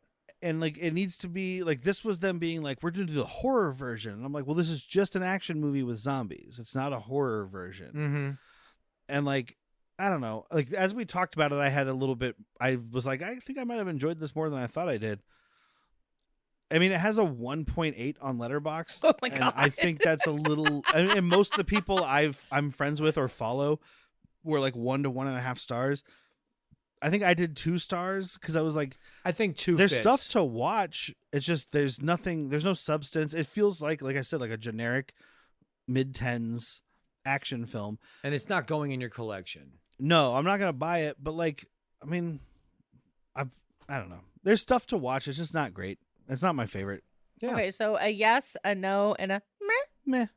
Yes, no, mummy. I'm just very like Fluid. I don't care. Like it's just one of those ones where I'm like, meh. You know what? It's not. You know what might have helped this movie? Alcohol. Three Nick or four. Cage. No, I was not drinking while watching it. I was drinking while talking about it, which might be helping my recommendation. But like, about 2 days before I watched this movie, I watched that 2014 remake of RoboCop, which is also a mid 2010s action generic blah, and it's so much more blah. Like that had better ideas than this, but this was slightly better executed. Talk about wasting a cast. Although I will say, and we'll talk about it when we talk about that movie one day, but like a lot of the complaints is that like Gary Oldman, who's in that, by the way, wife, is phoning his shit in. I'm like Gary Oldman phoning his character in is still better than most people trying hard. Yeah. So.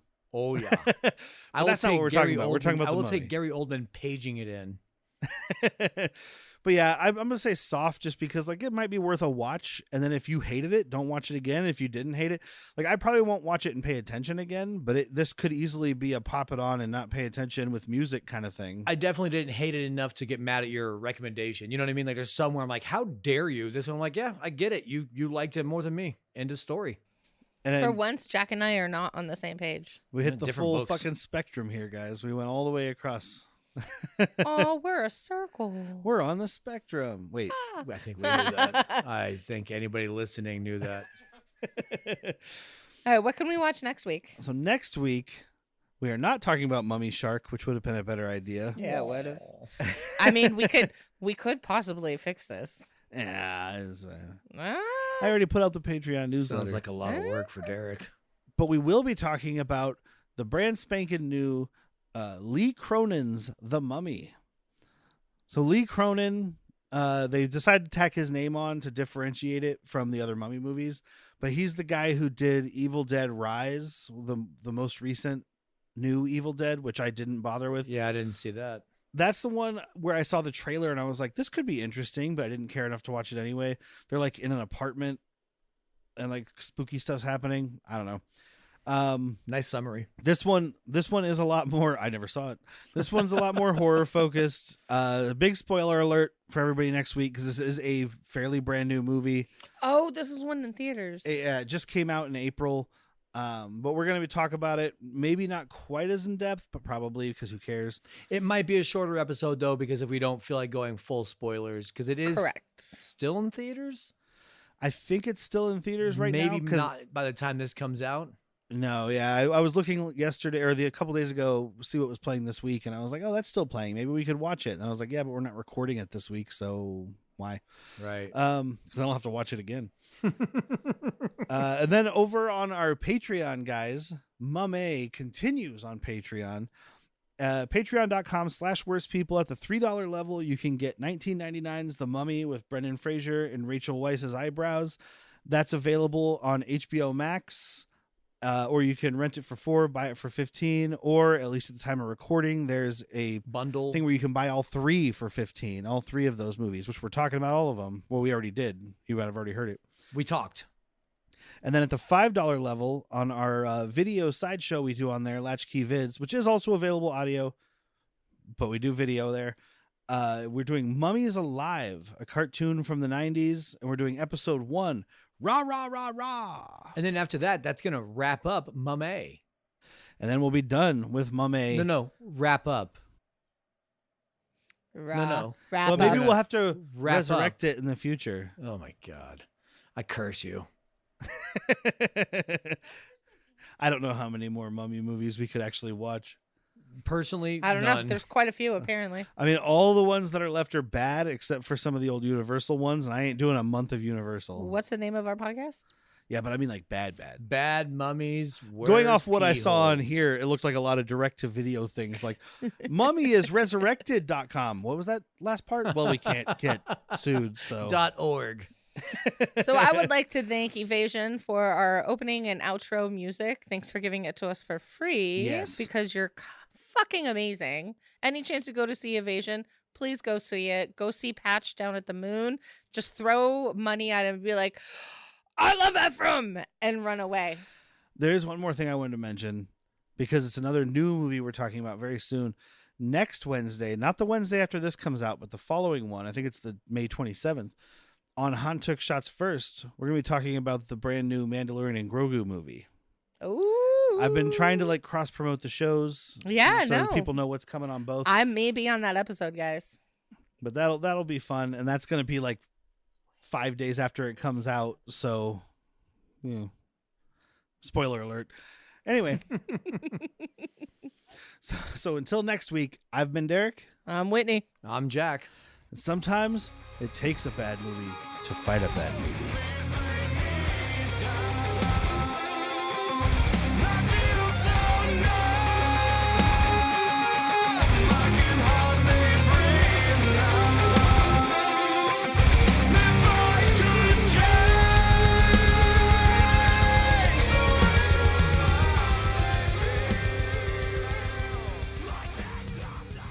You know what Jack Burton says at a time like this? Dr. Jekyll's in the mail. Like he's banging a dude.